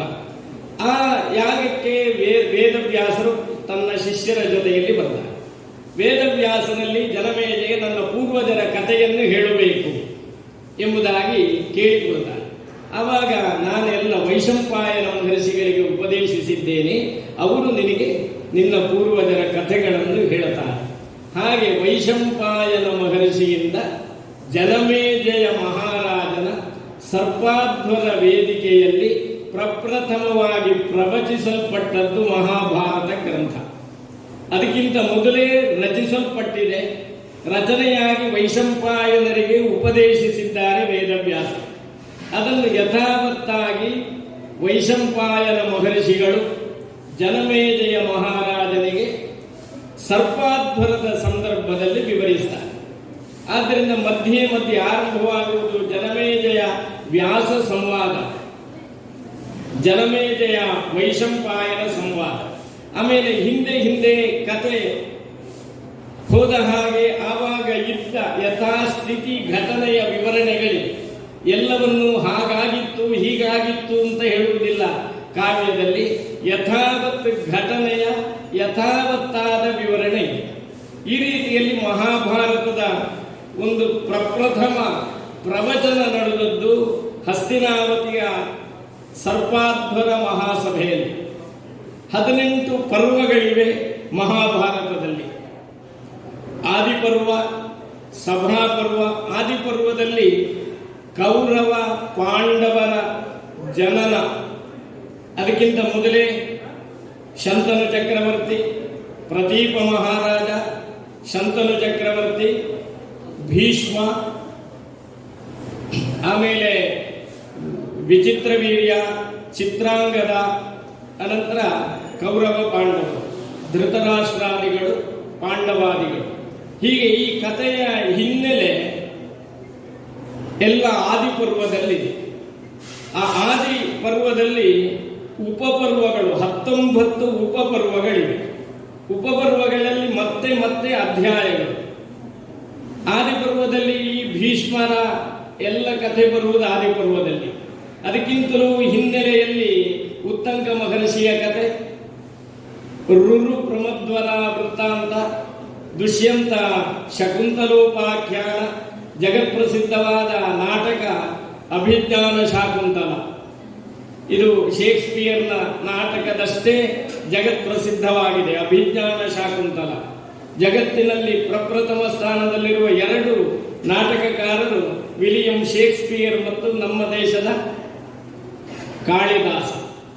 ಇವರಿಬ್ಬರು ನಾಟಕ ಪ್ರಪಂಚದಲ್ಲಿ ಅತ್ಯದ್ಭುತ ನಾಟಕಕಾರರು ಅಂತ ಆಧುನಿಕ ಮತ್ತು ಪ್ರಾಚೀನ ಎಲ್ಲ ವಿದ್ವಾಂಸರಿಂದ ಸ್ವೀಕರಿಸಲ್ಪಟ್ಟವರು. ಆ ರೀತಿಯಲ್ಲಿ ಆ ಅಭಿಜ್ಞಾನ ಶಾಕುಂತಲಕ್ಕೆ ಮೂಲ ಮಹಾಭಾರತದ ಆದಿಪರ್ವದಲ್ಲಿರುವಂತಹ ಶಕುಂತಲೋಪಾಖ್ಯಾನ. ಆ ಶಕುಂತಲೋಪಾಖ್ಯಾನ ಇರುವುದು ಆದಿಪರ್ವದಲ್ಲಿ. ಹೀಗೆ ಆದಿಪರ್ವದಲ್ಲಿ 19 ಉಪಪರ್ವಗಳು. ಅನಂತರದ ಪರ್ವ ಸಭಾಪರ್ವ. ಸಭಾಪರ್ವದಲ್ಲಿ ಪಾಂಡವ ಕೌರವರ ದಾಯಾದ್ಯ ಮತ್ಸರದ ವಿಸ್ತೃತವಾದಂತಹ ರೂಪ ಪ್ರಕಟವಾಗುವುದು, ಘೋರವಾದ ರೂಪ ಪ್ರಕಟವಾಗುವುದು ಸಭಾಪರ್ವದಲ್ಲಿ. ಅನೇಕ ವಿರೋಧಗಳಾಗುತ್ತವೆ, ಅನೇಕ ರೀತಿಯ ವೈಮನಸ್ಯಗಳಾಗುತ್ತವೆ, ರಾಜಸೂಯ ನಡೆಯುತ್ತದೆ, ಆಮೇಲೆ ದ್ಯೂತ ನಡೆಯುತ್ತದೆ, ಪುನರ್ದ್ಯೂತ ನಡೆಯುತ್ತದೆ, ದ್ರೌಪದಿ ವಸ್ತ್ರಾಪಹಾರ ನಡೆಯುತ್ತದೆ. ಅದೆಲ್ಲ ಸಭಾಪರ್ವದಲ್ಲಿ ನಡೆಯುವ ಘಟನೆಗಳು. ಅಲ್ಲಿಂದ ಅವರು ವನಕ್ಕೆ ಹೊರಟು ಹೋಗುತ್ತಾರೆ. ಸಭಾಪರ್ವದಲ್ಲಿ 9 ಉಪಪರ್ವಗಳಿವೆ. ಅನಂತರ ವನಪರ್ವದಲ್ಲಿ 16 ಉಪಪರ್ವಗಳಿವೆ. ವನವಾಸದ ಸಂಪೂರ್ಣ ಕಥಾನಕ ಇರುವುದು ವನಪರ್ವದಲ್ಲಿ. ಆಮೇಲೆ ವನವಾಸವನ್ನು ಮುಗಿಸಿ ಅಜ್ಞಾತವಾಸವನ್ನು ವಿರಾಟ ನಗರದಲ್ಲಿ ಕಳೆಯುತ್ತಾರೆ ಪಾಂಡವರು. ಅಷ್ಟೂ ವಿಚಾರಗಳು ಬರುವುದು ಅಜ್ಞಾತವಾಸದ ಕಥೆ. ಅದರಲ್ಲಿ ಪ್ರಧಾನವಾಗಿ ಕೀಚಕವಧೆ, ಉತ್ತರ ಗೋಗ್ರಹಣಾದಿ ಪ್ರಕರಣಗಳು ವಿರಾಟ ಪರ್ವದಲ್ಲಿ ಬರುವಂತಹ ಪ್ರಕರಣಗಳು. ಅನಂತರದ ಪರ್ವ ಉದ್ಯೋಗ ಪರ್ವ. ಉದ್ಯೋಗ ಪರ್ವದಲ್ಲಿ ಯುದ್ಧಕ್ಕೆ ಬೇಕಾದ ಎಲ್ಲ ವ್ಯವಸ್ಥೆಗಳನ್ನು ಕೌರವರು ಪಾಂಡವರು ಮಾಡಿಕೊಳ್ಳುವಂತಹ ವಿಷಯಗಳು ನಿರೂಪಿಸಲ್ಪಡುತ್ತವೆ. ಅನೇಕ ಪ್ರಕರಣಗಳು ಬರುತ್ತವೆ ಅದರಲ್ಲಿ ಉದ್ಯೋಗ ಪರ್ವದಲ್ಲಿ. ಆ ಉದ್ಯೋಗ ಪರ್ವ ಆದ ನಂತರ ಭೀಷ್ಮ ಪರ್ವ. ಭೀಷ್ಮ ಪರ್ವದಲ್ಲಿ ಯುದ್ಧಾರಂಭದಿಂದ ತೊಡಗಿ ಅದರಲ್ಲೂ ಒಂದು ಪರ್ವ ಭಗವದ್ಗೀತಾ ಪರ್ವ. ಗೀತೋಪದೇಶವನ್ನು ಮಾಡುತ್ತಾನೆ ಭೀಷ್ಮ ಪರ್ವದ ಆರಂಭದಲ್ಲಿ. ಭಗವದ್ಗೀತೆಗೆ ಏನು ಸ್ಥಾನಮಾನ ಇದೆ ಅಂತ ಪ್ರತ್ಯೇಕವಾಗಿ ಹೇಳುವ ಅಗತ್ಯ ಇಲ್ಲ. ಅದೊಂದು ಪ್ರತ್ಯೇಕ ಉಪನ್ಯಾಸದ ವಿಷಯವೂ ಹೌದು. ಎಲ್ಲ ಆಚಾರ್ಯರಿಂದ ಅಧಿಕೃತ ಪ್ರಾಮಾಣಿಕ ಗ್ರಂಥ ಅಂತ ಸ್ವೀಕರಿಸಲ್ಪಟ್ಟದ್ದು ಭಗವದ್ಗೀತೆ. ಇವತ್ತು ಭಗವದ್ಗೀತೆಯನ್ನು ಶಾಲೆಗಳಲ್ಲಿ ಬೋಧಿಸುವುದಕ್ಕೆ ವಿರೋಧ ಇದೆ.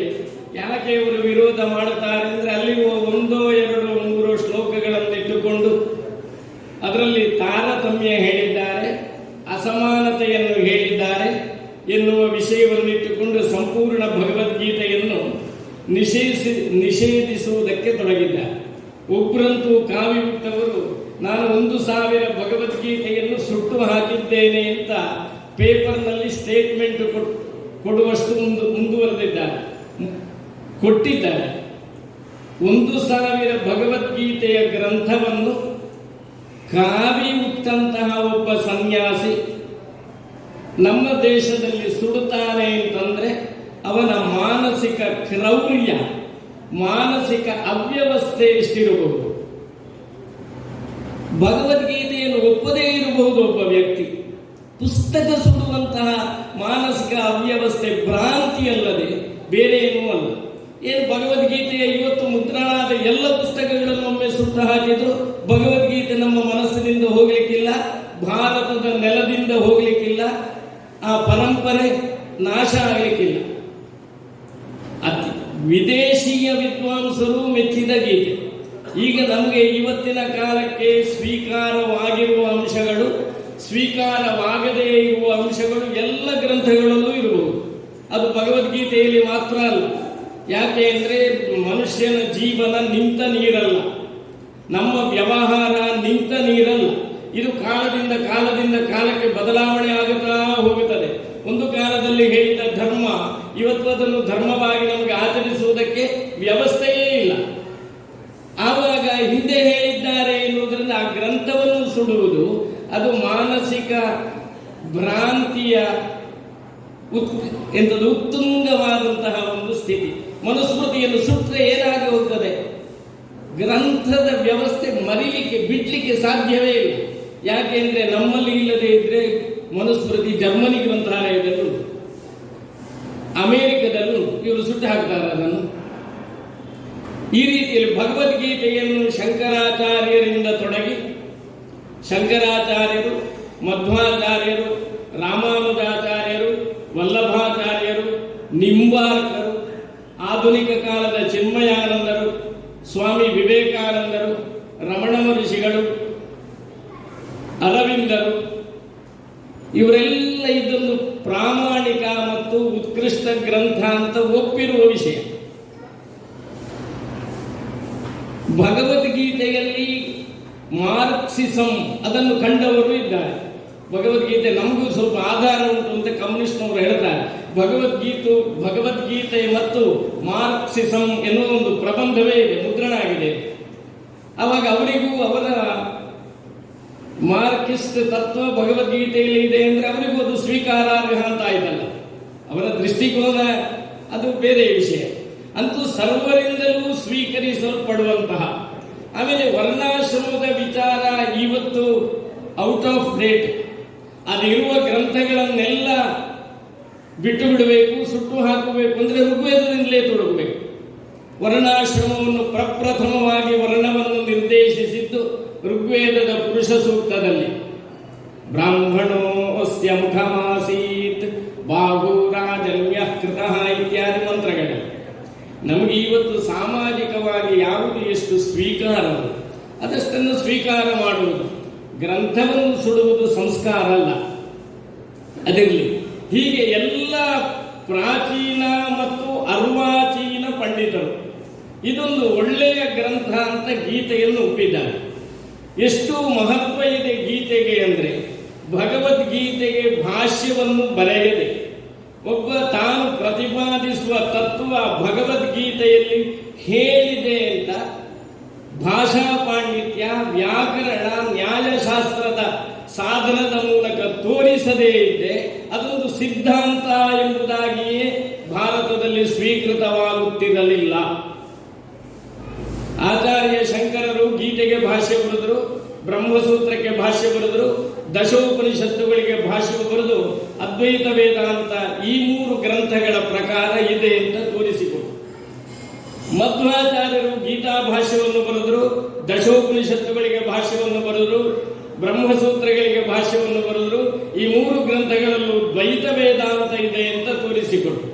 ರಾಮಾನುಜಾಚಾರ್ಯರು ಆ 3 ಗ್ರಂಥಗಳಿಗೂ ಭಾಷ್ಯ ಬರೆದು ಅದರಲ್ಲಿ ವಿಶಿಷ್ಟಾದ್ವೈತವೇ ಪ್ರದರ್ಶಿಸಲ್ಪಟ್ಟದ್ದು ಅಂತ ಹೇಳಿದರು. ಭಾಸ್ಕರಾಚಾರ್ಯರು ಮತ್ತೊಂದು ಬ್ರಹ್ಮವಾದವನ್ನು ಹೇಳಿದರು, ಇನ್ನೊಬ್ಬರು ಶುದ್ಧಾದ್ವೈತವನ್ನು ಹೇಳಿದರು, ಮತ್ತೊಬ್ಬರು ಶಿವಾದ್ವೈತವನ್ನು ಹೇಳಿದರು, ಮತ್ತೊಬ್ಬರು ಭಾವಾದ್ವೈತವನ್ನು ಹೇಳಿದರು. ಎಲ್ಲರೂ ಭಗವದ್ಗೀತೆ, ಬ್ರಹ್ಮಸೂತ್ರ, ಉಪನಿಷತ್ತುಗಳಿಗೆ ಭಾಷ್ಯ ಬರೆದು ಈ ಭಾಷ್ಯದಲ್ಲಿ ನಾವು ಹೇಳುವಂತಹ ತತ್ವ ಇದೆ ಅಂತ ತೋರಿಸಿಕೊಟ್ಟರು. ಅದು ತೋರಿಸಿಕೊಟ್ಟವರ ತತ್ವ ಮಾತ್ರ ಸಿದ್ಧಾಂತವಾಗಿ ಸ್ವೀಕರಿಸಲ್ಪಟ್ಟ ದೇಶ ಭಾರತ. ಅದನ್ನು ಬರೆಯದೆ, ಅದಕ್ಕೆ ಭಾಷೆ ಬರೆಯದೆ ನಮಗೊಂದು ವೇದಾಂತ ಉಂಟು ಅಂತ ಹೇಳಿದ್ರೆ ಅದು ಸ್ವೀಕಾರ ಆಗುತ್ತಾ ಇರಲಿಲ್ಲ. ಎಲ್ಲ ತತ್ವಗಳನ್ನು ಸ್ವೀಕರಿಸಿದ್ದಾರೆ ಭಾರತೀಯರು. ಹಾಗೆ ಭಗವದ್ಗೀತೆ ಎನ್ನುವುದು ವೇದಾಂತದ ಪ್ರಸ್ಥಾನ ತ್ರಯಗಳಲ್ಲೊಂದು. ಸೂತ್ರ ಪ್ರಸ್ಥಾನ, ಶ್ರುತಿ ಪ್ರಸ್ಥಾನ, ಸ್ಮೃತಿ ಪ್ರಸ್ಥಾನ. ಸ್ಮೃತಿ ಪ್ರಸ್ಥಾನ ಅಂದರೆ ಭಗವದ್ಗೀತೆ. ಹೀಗೆ ಪ್ರಸ್ಥಾನ ತ್ರಯಗಳಲ್ಲಿ ಒಂದಾಗಿರುವ ಗೀತೆ ಇರುವುದು ಮಹಾಭಾರತದ ಭೀಷ್ಮ ಪರ್ವದಲ್ಲಿ. ಭಗವದ್ಗೀತೆ ಒಂದರಿಂದಲೇ ಮಹಾಭಾರತದ ಮಹತ್ವ ಪ್ರಕಟ ಆಗುತ್ತದೆ. ಇನ್ನೊಂದು ವಿಶೇಷ ಏನು ಅಂದರೆ, ಪ್ರಾಚೀನ ಗ್ರಂಥ, ಅದರಲ್ಲೂ ಮಹಾಭಾರತದಂತಹ ಗ್ರಂಥಗಳಲ್ಲಿ ಇದರಿಂದ ಬೇರೆ ಬೇರೆ ಬಿಡಿ ಭಾಗಗಳನ್ನು ನಾವು ತೆಗೆದರೆ ಭಗವದ್ಗೀತೆ ಪ್ರತ್ಯೇಕ ಒಂದು ಗ್ರಂಥದ ಅಸ್ತಿತ್ವ ಇದೆ. ವಿದುರ ನೀತಿ ಪ್ರತ್ಯೇಕ ಒಂದು ಗ್ರಂಥದ ಅಸ್ತಿತ್ವ ಇದೆ. ಸನತ್ಸು ಜಾತೀಯ ಪ್ರತ್ಯೇಕ ಒಂದು ಗ್ರಂಥದ ಅಸ್ತಿತ್ವ ಇದೆ. ಯಕ್ಷ ಪ್ರಶ್ನೆ ಪ್ರತ್ಯೇಕ ಒಂದು ಗ್ರಂಥದ ಅಸ್ತಿತ್ವ ಇದೆ. ಆವಾಗ ಒಂದು ಗ್ರಂಥದ ಒಳಗಡೆ ಅನೇಕ ಗ್ರಂಥಗಳು ಅಡಗಿರುವ ಏಕಮಾತ್ರ ಕೃತಿ ಮಹಾಭಾರತ. ಇದರ ಸ್ವಲ್ಪ ಸ್ವಲ್ಪ ಛಾಯೆಗಳು ಮಹಾಪುರಾಣಗಳಲ್ಲಿ, ಉಪಪುರಾಣಗಳಲ್ಲಿ ನಮಗೆ ದೊರೆಯುತ್ತದೆ. ಆದರೆ ಇಷ್ಟು ಸಮಗ್ರವಾಗಿ ದೊರೆಯುವುದು ಮಹಾಭಾರತದಲ್ಲಿ ಮಾತ್ರ. ಆ ಭೀಷ್ಮ ಪರ್ವ, ಭೀಷ್ಮರ ಅವಸಾನದ ತನಕ ಅಲ್ಲ, ಭೀಷ್ಮರ ವಿಮುಖತೆಯ ತನಕ, ಶಸ್ತ್ರ ಸನ್ಯಾಸ ಮಾಡುವವರೆಗಿನ ಕತೆ ಭೀಷ್ಮ ಪರ್ವದಲ್ಲಿ. ಅನಂತರ ಬರುವುದು ದ್ರೋಣ ಪರ್ವ. ದ್ರೋಣ ಪರ್ವದಲ್ಲಿ 8 ಉಪಪರ್ವಗಳು. ಆಮೇಲೆ ಭೀಷ್ಮರ ಅನಂತರ ಕೌರವ ಸೇನೆಯ ಸೇನಾಧಿಕಾರ, ಅದು ದ್ರೋಣರಿಗೆ ದೊರೆಯುತ್ತದೆ. ದ್ರೋಣರು ಶಸ್ತ್ರ ಸನ್ಯಾಸ ಮಾಡುವಲ್ಲಿಯ ಹೊರಗಿನ ಭಾಗ ದ್ರೋಣ ಪರ್ವ. ಅನಂತರ ಕರ್ಣ ಪರ್ವ. ಕರ್ಣನ ಸೇನಾಧಿಪತ್ಯದಲ್ಲಿ ನಡೆದ ಯುದ್ಧದ ವಿವರಣೆ. ಕರ್ಣನ ಅವಸಾನ ಆದ ನಂತರ ಶಲ್ಯಚಕ್ರ ಭೂಪಾಲ ಸೇನಾಧಿಪತಿಯಾಗಿದ್ದ. ಆ ಶಲ್ಯನ ಯುದ್ಧ ಅದು ಶಲ್ಯ ಪರ್ವ. ಶಲ್ಯ ಪರ್ವದ ಕೊನೆಗೆ ಇರುವುದು ಕೌರವ ಭೀಮರ ಗದಾಯುದ್ಧ. ಕನ್ನಡ ಕುಮಾರವ್ಯಾಸ ಭಾರತದಲ್ಲಿ ಶಲ್ಯ ಪರ್ವ ಆದ ಮೇಲೆ ಗದಾ ಪರ್ವ ಅಂತ ಅದಕ್ಕೊಂದು ಪ್ರತ್ಯೇಕ ಪರ್ವದ ವ್ಯವಸ್ಥೆ ಕುಮಾರವ್ಯಾಸ ಭಾರತದಲ್ಲಿ. ವ್ಯಾಸ ಭಾರತದಲ್ಲಿ ಗದಾ ಪರ್ವ ಪ್ರತ್ಯೇಕವಾಗಿ ಇಲ್ಲ, ಅದು ಶಲ್ಯ ಪರ್ವದಲ್ಲಿ ಸೇರಿದೆ. ಆಮೇಲಿದ್ದು ಸೌಪ್ತಿಕ ಪರ್ವ. ಸೌಪ್ತಿಕ ಪರ್ವ ಅಂದ್ರೆ ಈಗ ನಾವು ಪ್ರಸಂಗ ರಕ್ತರಾತ್ರಿ ಅಂತ ಒಂದು ಯಕ್ಷಗಾನ ಪ್ರಸಂಗ ಇದೆ. ರಕ್ತರಾತ್ರಿ ಅಂದ್ರೆ ರಾತ್ರಿ ಕಾಲದಲ್ಲಿ ಅಶ್ವತ್ಥಾಮ ಬಂದು ಪಾಂಡವರ ಸೇನೆಯಲ್ಲಿ ಹೆಚ್ಚು ಉಳಿದವರು ದೃಪದನ ಸೇನೆ, ದೃಪದನ ಮಕ್ಕಳನ್ನು, ಅವರ ಸೇನೆಯನ್ನು ನಾಶ ಮಾಡುವ ಒಂದು ಕಥಾಭಾಗ ಇದೆ. ಸುಷುಪ್ತಿ ಅಂದ್ರೆ ನಿದ್ದೆಯ ಕಾಲದಲ್ಲಿ ನಡೆದ ಘಟನೆ, ಅದು ಸೌಪ್ತಿಕ ಪರ್ವ. ಅದರಲ್ಲಿ 3 ಉಪಪರ್ವಗಳಿವೆ. ಸ್ತ್ರೀ ಪರ್ವ. ಇದರಲ್ಲಿ ಸ್ತ್ರೀಯರ ಶೋಕ ಅತ್ಯಂತ ಪ್ರಧಾನವಾದ, ಗಾಂಧಾರಿಯೇ ಮೊದಲಾದ ಸ್ತ್ರೀಯರ ಶೋಕ. ಅನಂತರ ಅಲ್ಲಿಗೆ ಒಂದು ಹಂತದ ಕಥೆಯ ಓಘ ಮುಗಿಯಿತದೆ. ಪಾಂಡವರಿಗೆ, ಧರ್ಮರಾಯರಿಗೆ ಮತ್ತೆ ಸಂಶಯ ಶುರುವಾಗ್ತದೆ. ಇಷ್ಟೆಲ್ಲ ಮಾಡಿ, ಇಷ್ಟೆಲ್ಲ ರಕ್ತಕ್ರಾಂತಿ ಆದ ಮೇಲೆ ಇನ್ನು ರಾಜ್ಯ ಯಾಕೆ? ರಾಜ್ಯ ನಾನು ಆಸ್ಥಾನದಲ್ಲಿ ಕುಳಿತರೆ ಆಶೀರ್ವದಿಸುವುದಕ್ಕೆ ಭೀಷ್ಮರಿಲ್ಲ, ದೊಡ್ಡಪ್ಪ ಧೃತರಾಷ್ಟ್ರ ಇಲ್ಲ, ಆಚಾರ್ಯ ದ್ರೋಣರಿಲ್ಲ, ಯಾರೂ ಇಲ್ಲ. ಉಳಿದದ್ದು ಯಾರು? ಅವರು 5 ಮಂದಿ, ಧೃತರಾಷ್ಟ್ರ, ಇನ್ನೊಬ್ಬ ಸಂಜಯ, ಅಷ್ಟೇ ಮಂದಿ ಉಳಿದದ್ದು. ಅಶ್ವತ್ಥಾಮ ಉಳಿದ್ರು ಅವನಿಗೆ ಹಸ್ತಿನಾವತಿಗೆ ಪ್ರವೇಶ ಇಲ್ಲ. ಅವನನ್ನು ಕೃಷ್ಣ ಕಾಡಿಗೆ ಕಳುಹಿಸ್ತಾನೆ. ಹೀಗೆ ಕೆಲವೇ ಮಂದಿ ಉಳಿದದ್ದು. ಈ ಉಳಿದ ಮಂದಿಗಳನ್ನು ಇಟ್ಟುಕೊಂಡು ಈಗಿನ ಭಾಷೆಯಲ್ಲಿ ಹೇಳುವುದಾದರೆ ಅಲ್ಪ ಮತ, ಯಾರೂ ಇಲ್ಲ. ಎಲ್ಲಿಂದ ಹೊಸ ನೇಮಕಾತಿ ಆಗಬೇಕಷ್ಟೇ. ಅಲ್ಲಿ ಸೇನಾಧಿಪತಿಗಳು ಇಲ್ಲ, ಸೇನೆಯೂ ಇಲ್ಲ. 18 ಅಕ್ಷೋಹಿಣಿ ಸೈನ್ಯದಲ್ಲಿ ಎಲ್ಲ ನಾಶ ಆಗಿ ಹೋಗಿದೆ, ಒಬ್ರು ಉಳಿಲಿಲ್ಲ. ಇನ್ನೆಲ್ಲ ಹೊಸ ಸೈನ್ಯ, ಹೊಸ ಆನೆ, ಹೊಸ ರಥ ಎಲ್ಲ ವ್ಯವಸ್ಥೆ ಆಗಬೇಕಷ್ಟೇ. ಅವಾಗ ಯಾರು ಅವನಿಗೊಂದು ವಿರಕ್ತಿ ಬರ್ತದೆ. ಆವಾಗ ಈ ಧರ್ಮರಾಯನ ವಿರಕ್ತಿಯನ್ನು ಪರಿಹರಿಸುವುದಕ್ಕೆ ಶ್ರೀಕೃಷ್ಣ ಧರ್ಮರಾಯ ಮತ್ತು ಪಾಂಡವರನ್ನು ಭೀಷ್ಮರ ಬಳಿಗೆ ಕರ್ಕೊಂಡು ಹೋಗ್ತಾರೆ. ಭೀಷ್ಮರು ಶರಶಯ್ಯೆಯಲ್ಲಿ ಮಲಗಿದ್ದಾರೆ. ಒಂದು ಆಲೋಚನೆಯ ಪ್ರಕಾರ ಅದು ಅವರಿಗೆ ಮಾಡಿಕೊಂಡ ಪ್ರಾಯಶ್ಚಿತ್ತ. ಇಲ್ಲದಿದ್ರೆ ಶರಶಯ್ಯೆಯಲ್ಲಿ ಮಲಗಬೇಕಾದ ಅವಶ್ಯಕತೆ ಏನು ಇರಲಿಲ್ಲ ಭೀಷ್ಮರಿಗೆ. ನಾವೀಗ 3ನೇಯವರಾಗಿ ಆಲೋಚನೆ ಮಾಡುವುದು. ಬಾಣದ ಹಾಸಿಗೆಯಲ್ಲಿ, ಅದು ಅಡ್ಡಡ್ಡಲ್ಲ, ಉದ್ದ ಉದ್ದ ಇದ್ದ ಬಾಣದ ಶರಶಯ್ಯೆಯಲ್ಲಿ ಮಲಗಬೇಕಾದಂತಹ ಅವಶ್ಯಕತೆ ಇರಲಿಲ್ಲ. ಅದಕ್ಕೆ ವ್ಯಾಖ್ಯಾನಕಾರರು ಇದೊಂದು ಅವರೇ ವಿಧಿಸಿಕೊಂಡ ಒಂದು ಪ್ರಾಯಶ್ಚಿತ್ತ ಆಗಿರಬಹುದು ಅಂತ ತರ್ಕಿಸಿದ್ದಾರೆ. ಅವರಲ್ಲಿಗೆ ಇವರನ್ನು ಕರ್ಕೊಂಡು ಬಂದು ಉಪದೇಶ ಮಾಡಬೇಕು ಅಂತ ಕೃಷ್ಣ ಹೇಳ್ತಾನೆ. ಅಲ್ಲಿ ಉಪದೇಶ ಆರಂಭ ಆಗುತ್ತದೆ. ಅತ್ಯಂತ ದೊಡ್ಡದಾದ ಪರ್ವ ಶಾಂತಿ ಪರ್ವ, ಅನಂತರ ಅನುಶಾಸನ ಪರ್ವ. ಶಾಂತಿ ಪರ್ವ ಮತ್ತೆ ಅನುಶಾಸನ ಪರ್ವ ಅತ್ಯಂತ ಅಧಿಕೃತವಾದ ಧರ್ಮಶಾಸ್ತ್ರ ಗ್ರಂಥ ಮತ್ತು ಒಂದು ನೀತಿಶಾಸ್ತ್ರ ಗ್ರಂಥ. ರಾಜನಿಗೆ ಸಂಬಂಧಪಟ್ಟ ಆಡಳಿತದ ಎಲ್ಲ ವಿಚಾರಗಳು ಶಾಂತಿ ಮತ್ತೆ ಅನುಶಾಸನ ಪರ್ವದಲ್ಲಿದೆ. ಆಮೇಲೆ 4 ಆಶ್ರಮಗಳು, 4 ವರ್ಣಗಳ ಸ್ವಸ್ವ ಧರ್ಮಾನುಷ್ಠಾನಗಳೆಲ್ಲ ಶಾಂತಿ ಮತ್ತು ಅನುಶಾಸನ ಪರ್ವದಲ್ಲಿದೆ. ಅತ್ಯಂತ ಪ್ರಸಿದ್ಧವಾದ ವಿಷ್ಣು ಸಹಸ್ರನಾಮ ಸ್ತೋತ್ರ ಮತ್ತು ಶಿವ ಸಹಸ್ರನಾಮ ಸ್ತೋತ್ರ ಇದೆರಡೂ ಇರುವುದು ಅನುಶಾಸನ ಪರ್ವದಲ್ಲಿ. ವಿಷ್ಣು ಸಹಸ್ರನಾಮದ ಕೊನೆಗೆ ಮಹಾಭಾರತೆ ಆನುಶಾಸನಿಕ ಪರ್ವಣಿ ಎಂಬ ಒಂದು ಕೊನೆಯ ವಾಕ್ಯ ಅನುಶಾಸನ ಪರ್ವದಲ್ಲಿ. ಶಿವ ಸಹಸ್ರನಾಮವು ಅನುಶಾಸನ ಪರ್ವದಲ್ಲಿ. ಮಹಾಭಾರತ ವೈಷ್ಣವ ಗ್ರಂಥವೂ ಅಲ್ಲ, ಅದೊಂದು ಶೈವ ಗ್ರಂಥವೂ ಅಲ್ಲ, ಅದೊಂದು ಭಾರತೀಯ ಸಂಸ್ಕೃತಿಯ ಗ್ರಂಥ.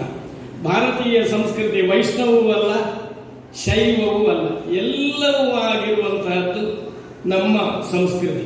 ನಮಗೆ ಬೇಕಾದ ದೇವರನ್ನು ಆರಾಧಿಸುವುದಕ್ಕೆ, ಬೇಕಾದ ವಿಚಾರವನ್ನು ಸ್ವೀಕರಿಸುವುದಕ್ಕೆ ಅವಕಾಶ ಇರುವ ಸಂಸ್ಕೃತಿ.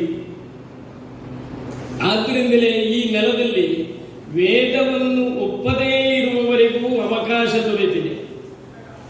ಈಗ ಒಂದು ಧರ್ಮ ಅಂದ್ರೆ ಹೇಗೆ ಸಾಧಾರಣವಾಗಿ ಸಮಾಜಶಾಸ್ತ್ರಕಾರರು ಸೆಮೆಟಿಕ್ ರಿಲಿಜನ್ ಮತ್ತೆ ಅನ್ಸೆಮೆಟಿಕ್ ರಿಲಿಜನ್ ಅಂತ 2 ವಿಭಾಗ ಮಾಡ್ತಾರೆ.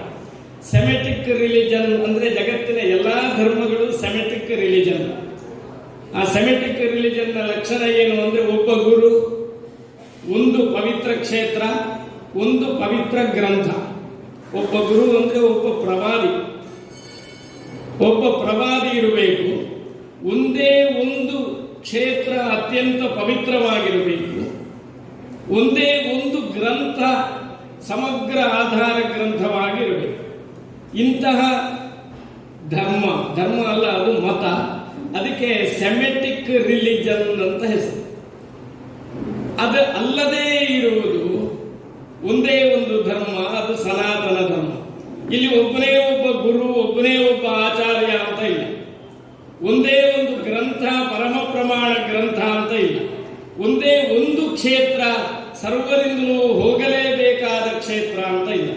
ಅನೇಕ ಕ್ಷೇತ್ರಗಳಿವೆ. ಯಾರು ಯಾರಿಗೆ ಯಾವ ಕ್ಷೇತ್ರಕ್ಕೆ ಹೋಗಬೇಕು ಅನ್ನಿಸ್ತದೆಯೋ ಆ ಕ್ಷೇತ್ರಕ್ಕೆ ಹೋಗಬಹುದು. ವೇದಗಳಿವೆ, ಪುರಾಣಗಳಿವೆ, ಆಗಮಗಳಿವೆ. ಯಾವುದು ನಿಮಗೆ ಇಷ್ಟ ಆಗುತ್ತದೆ, ನಮಗೆ ಇಷ್ಟ ಆಗುತ್ತದೆ, ಆ ಗ್ರಂಥವನ್ನು ನಮ್ಮ ಇಷ್ಟದ ಗ್ರಂಥ ಅಂತ ಸ್ವೀಕರಿಸುವುದು. ಆಮೇಲೆ ಅನೇಕ ಋಷಿಮುನಿಗಳಿದ್ದಾರೆ, ಆಚಾರ್ಯರಿದ್ದಾರೆ. ಪ್ರಾಮಾಣಿಕವಾಗಿ ನಾನು ಇಂತಹ ಋಷಿಯ ಮತವನ್ನು ಒಪ್ಪುತ್ತೇನೆ, ನಾನು ವಸಿಷ್ಠರು ಹೇಳಿದ್ದನ್ನು ಒಪ್ಪುತ್ತೇನೆ, ಯಾರಿಗೂ ಆಕ್ಷೇಪ ಇಲ್ಲ. ನಾನು ವಿಶ್ವಾಮಿತ್ರರು ಹೇಳಿದ್ದನ್ನು ಒಪ್ಪುತ್ತೇನೆ, ಯಾರಿಗೂ ಆಕ್ಷೇಪ ಇಲ್ಲ. ಇಲ್ಲ, ನಾನು ಮನುಸ್ಮೃತಿ ಹೇಳಿದ್ದನ್ನು ಒಪ್ಪುತ್ತೇನೆ, ಏನು ತೊಂದರೆ ಇಲ್ಲ. ಅದಾಗುವುದಿಲ್ಲ, ನಾನು ಯಾಜ್ಞವಲ್ಕ್ಯರು ಹೇಳಿದ್ದನ್ನು ಒಪ್ಪುತ್ತೇನೆ, ಆಗಲೂ ತೊಂದರೆ ಇಲ್ಲ. ಇಲ್ಲ, ಅದೆಲ್ಲ ಬಿಟ್ಟಿದ್ದೇನೆ, ನಾನು ಶಂಕರಾಚಾರ್ಯರು ಹೇಳಿದಾಗಿರ್ತೇನೆ, ತೊಂದರೆ ಇಲ್ಲ. ಅದಿಲ್ಲ, ಮಧ್ವಾಚಾರ್ಯರು ಹೇಳಿದಾಗಿರ್ತೇನೆ, ಅದು ತೊಂದರೆ ಇಲ್ಲ. ರಾಮಾನುಜಾಚಾರ್ಯ ಅನುಯಾಯಿ, ಅದು ತೊಂದರೆ ಇಲ್ಲ. ಇಲ್ಲ, ನಾನು ಆರ್ಟ್ ಆಫ್ ಲಿವಿಂಗಿಗೆ ಸೇರಿದ್ದೇನೆ, ಅದು ತೊಂದರೆ ಇಲ್ಲ. ಇಲ್ಲ, ನಾನು ಸತ್ಯಸಾಯಿ ಬಾಬಾ ಅವರ ಅನುಯಾಯಿ, ಅದು ತೊಂದರೆ ಇಲ್ಲ. ಯಾವುದಕ್ಕೆ ಹೋಗುವುದಕ್ಕೂ ನಿರ್ಬಂಧ ಇಲ್ಲದೆ ಇರುವ ಜಗತ್ತಿನ ಏಕೈಕ ಧರ್ಮ ಸನಾತನ ಧರ್ಮ. ಉಳಿದ ಧರ್ಮಗಳೆಲ್ಲ ರಿಲಿಜನ್ಗಳು. ಧರ್ಮ ಎಂಬ ಶಬ್ದಕ್ಕೆ ರಿಲಿಜನ್ ಎಂಬ ಶಬ್ದ ಸಮಾನಾರ್ಥಕವಾದ ಶಬ್ದ ಅಲ್ಲ. ರಿಲಿಜನ್ ಅಂದ್ರೆ ಒಂದೇ ಒಂದು ಉದ್ದೇಶದಿಂದ ಒಬ್ಬನ ಮಾರ್ಗದರ್ಶನದಲ್ಲಿ ಒಟ್ಟುಗೂಡಿದವರ ಸಮೂಹ ಮಾಡಿದ ಅಭಿಪ್ರಾಯಗಳು ರಿಲಿಜನ್ ಎಂಬ ಶಬ್ದಕ್ಕಿರುವ ಅರ್ಥ. ಧರ್ಮ ಎನ್ನುವುದು ಹಾಗಲ್ಲ. ಈ ಲೋಕವನ್ನು ಯಾವ ತತ್ವ ಧರಿಸಿದೆಯೋ ಅದು ಧರ್ಮ. ಧರ್ಮಕ್ಕೆ ವೇದವ್ಯಾಸರು ಮಹಾಭಾರತದಲ್ಲಿ ಆಚಾರ ಪ್ರಭವೋ ಧರ್ಮ ಧರ್ಮಸ್ಯ ಪ್ರಭುರಚ್ಯುತ, ಇದು ಅನುಶಾಸನ ಪರ್ವದಲ್ಲಿ ವಿಷ್ಣು ಸಹಸ್ರನಾಮದ ಪೂರ್ವ ಪೀಠಿಕೆಯಲ್ಲಿ ಬರುವಂತಹ ಶ್ಲೋಕ. ಆಚಾರ ಪ್ರಭವೋ ಧರ್ಮ, ಆಚಾರವೇ ಪ್ರಧಾನವಾಗಿ ಇರುವುದು ಧರ್ಮ. ಆ ಧರ್ಮಕ್ಕೆ ಅಧಿದೇವತೆ ಅಚ್ಯುತ. ಬೇರೆ ಬೇರೆ ಸಂದರ್ಭದಲ್ಲಿ ಬೇರೆ ಬೇರೆ ರೀತಿಯ ವ್ಯಾಖ್ಯಾನಗಳನ್ನು ವೇದವ್ಯಾಸರು ಕೊಟ್ಟಿದ್ದಾರೆ. ಇನ್ನೂ ಧರ್ಮ ಎಂಬ ಸಂಸ್ಕೃತ ಶಬ್ದದ ಅರ್ಥ ವಿವೇಚನೆ ಮಾಡಿ ಮುಗಿಯಲಿಲ್ಲ.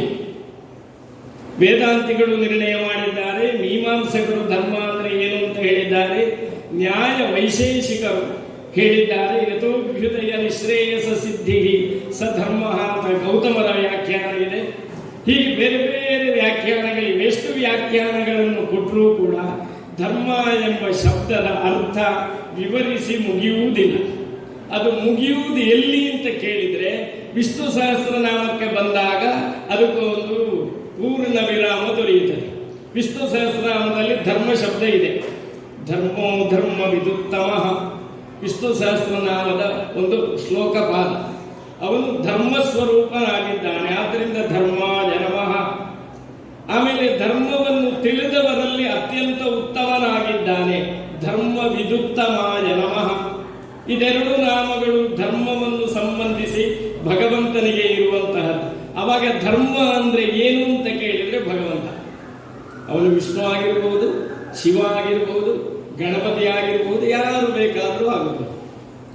ಧರ್ಮ ಅಂದ್ರೆ ಅಲ್ಲಿಗೆ ಮತ್ತೆ ವಿಮರ್ಶೆ ಇಲ್ಲ. ಧರ್ಮ ಅಂದ್ರೆ ಭಗವಂತ.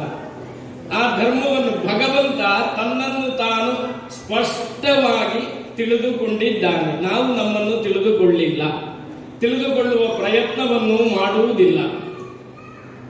ಕೊನೆಗೆ ಎಲ್ಲಾ ಉಪದೇಶಗಳನ್ನು ಕೊಟ್ಟಂತಹ ವ್ಯಾಸರು ಕೂಗಿ ಹೇಳ್ತಾರೆ, ಕೈ ಎತ್ತಿ ಹೇಳಿದ್ರಂತೆ, ಊರ್ಧ್ವಭಾಗು ವಿರಮ್ಯೇಶ ನ ಕಶ್ಚಿತ್ ಶೃಣೋತಿ ಮೇ. ಕೈಗಳನ್ನು ಎತ್ತಿ ಅವರು ಕೂಗಿ ಹೇಳಿದ್ರಂತೆ, ಧರ್ಮಾತ್ ಅರ್ಥಶ್ಚ ಕಾಮಶ್ಚ. ಧರ್ಮದಿಂದ ಅರ್ಥ ಕಾಮಗಳು ಮೋಕ್ಷಗಳು ಸಿಗುತ್ತವೆ, ಯಾಕೆ ಅದನ್ನು ನೀವು ಸೇವಿಸುವುದಿಲ್ಲ? ಧರ್ಮದಿಂದಲೇ ಅರ್ಥ, ಧರ್ಮ ಅರ್ಥಗಳಿಂದಲೇ ಕಾಮ, ಧರ್ಮಾರ್ಥ ಕಾಮಗಳಿಂದ ಮೋಕ್ಷ. ಇದು ಸಿಗುತ್ತದೆ ಅಂತ ನಾನು ಕೈ ಎತ್ತಿ ಕೂಗಿ ಹೇಳಿದ್ರು ಕೇಳುವವರಿಲ್ಲ ಅಂತ ವ್ಯಾಸರು ವಿಷಾದದಿಂದ ಹೇಳ್ತಾರೆ. ಮಹಾಭಾರತದಲ್ಲಿ ಬರುವ ಶ್ಲೋಕವೇ. ಈ ರೀತಿಯಲ್ಲಿ ಶಾಂತಿ ಪರ್ವ ಮತ್ತೆ ಅನುಶಾಸನ ಪರ್ವ, ಈ ಎರಡು ಪರ್ವಗಳಲ್ಲಿ ಇಹ ಪರ ಎರಡರ ವಿಷಯವೂ ನಿರೂಪಿಸಲ್ಪಟ್ಟಿದೆ. ಇಲ್ಲಿ ಸುಭಗವಾಗಿ ಕರ್ಮಯೋಗವನ್ನು ಅನುಸರಿಸಿ ಜೀವನ ಮಾಡುವುದಕ್ಕೆ ಯಾವುದು ಬೇಕು, ಆ ಕರ್ಮ ಯೋಗವಾಗಿ ಅದರಿಂದ ಜ್ಞಾನ ಪ್ರಾಪ್ತಿಯಾಗಿ ಮೋಕ್ಷ ಪಡೆಯುವುದಕ್ಕೆ ಏನು ಬೇಕು ಅದು ಪರ.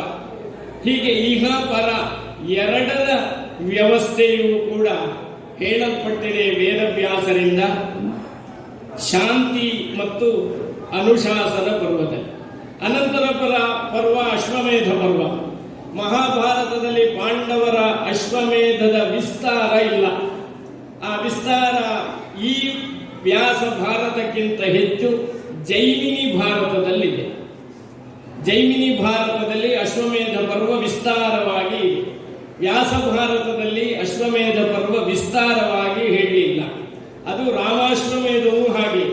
ರಾಮಾಶ್ವಮೇಧ ರಾಮಾಯಣದಲ್ಲಿ ರಾಮನ ಅಶ್ವಮೇಧದ ವಿಸ್ತಾರವಾದ ವರ್ಣನೆ ಇಲ್ಲ. ಆ ವರ್ಣನೆ ನಮಗೆ ದೊರೆಯುವುದು ಅದ್ಭುತ ರಾಮಾಯಣದಲ್ಲಿ ಮತ್ತು ಪದ್ಮಪುರಾಣದ ಅಶ್ವಮೇಧ ಖಂಡದಲ್ಲಿ. ಅಲ್ಲಿ ರಾಮಾಯಣಕ್ಕೆ ಸಂಬಂಧಪಟ್ಟ ವಿವರಗಳಿವೆ, ಒಂದು ಖಂಡವೇ ಇದೆ. ಅಲ್ಲಿ ರಾಮನ ಅಶ್ವಮೇಧದ ವಿವರಣೆಗಳು, ವಿಸ್ತಾರ ಕಥೆಗಳೆಲ್ಲ ಪದ್ಮಪುರಾಣದಲ್ಲಿ ದೊರೆಯುತ್ತದೆ. ಇಲ್ಲಿಯೂ ಹಾಗೆ ಅಶ್ವಮೇಧ ಪರ್ವದಲ್ಲಿ ಇರುವುದು ಕೇವಲ 2 ಉಪಪರ್ವಗಳು, ಅಧ್ಯಾಯಗಳು ಅನೇಕ ಇವೆ. ಆಮೇಲಿದ್ದು ಆಶ್ರಮವಾಸಿಕ ಪರ್ವ. ಅಂದ್ರೆ ಈ ಧೃತರಾಷ್ಟ್ರ, ಗಾಂಧಾರಿ, ಇವರು ಕುಂತಿ, ಇವರೆಲ್ಲ ಅರಮನೆಯನ್ನು ಬಿಟ್ಟು ವಾನಪ್ರಸ್ಥಾಶ್ರಮಕ್ಕೆ ಹೋಗಿ ನೆಲೆಸ್ತಾರೆ.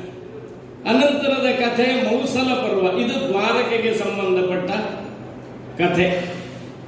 ದ್ವಾರಕೆಯಲ್ಲಿ ಕೃಷ್ಣ ತನ್ನ ಅವತಾರವನ್ನು ಸಮಾಪ್ತಿಗೊಳಿಸುವುದಕ್ಕೆ ಮೊದಲು ಮುಸಲ ಅಂದ್ರೆ ವನಕೆಯಿಂದ ಪಾಂಡವರ ಯಾದವರಲ್ಲೊಂದು ಯುದ್ಧ ಆಗುತ್ತದೆ.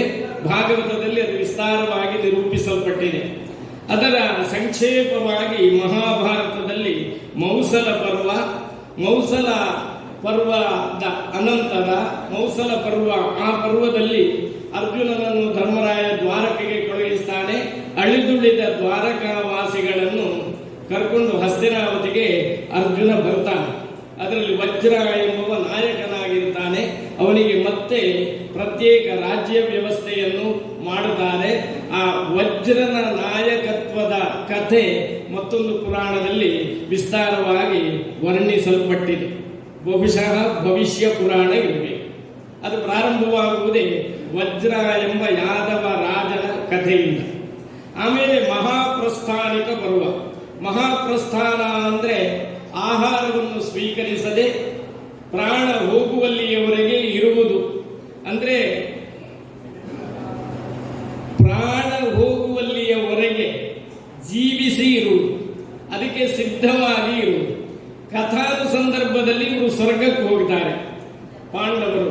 ಮಹಾಪ್ರಸ್ಥಾನ, ಆ ಮಹಾಪ್ರಸ್ಥಾನ ಅಂದ್ರೆ ಮರಣದ ಕಡೆಗೆ ಸಾಗುವ ಒಂದು ದಾರಿ. ಆ ದಾರಿಯಲ್ಲಿ ಹೋಗುವಾಗ ಆಗುವ ಘಟನೆಗಳು, ಒಂದು ನಾಯಿಯ ಕಥೆಯಲ್ಲಿ ಬರುತ್ತದೆ ಮಹಾಭಾರತದಲ್ಲಿ.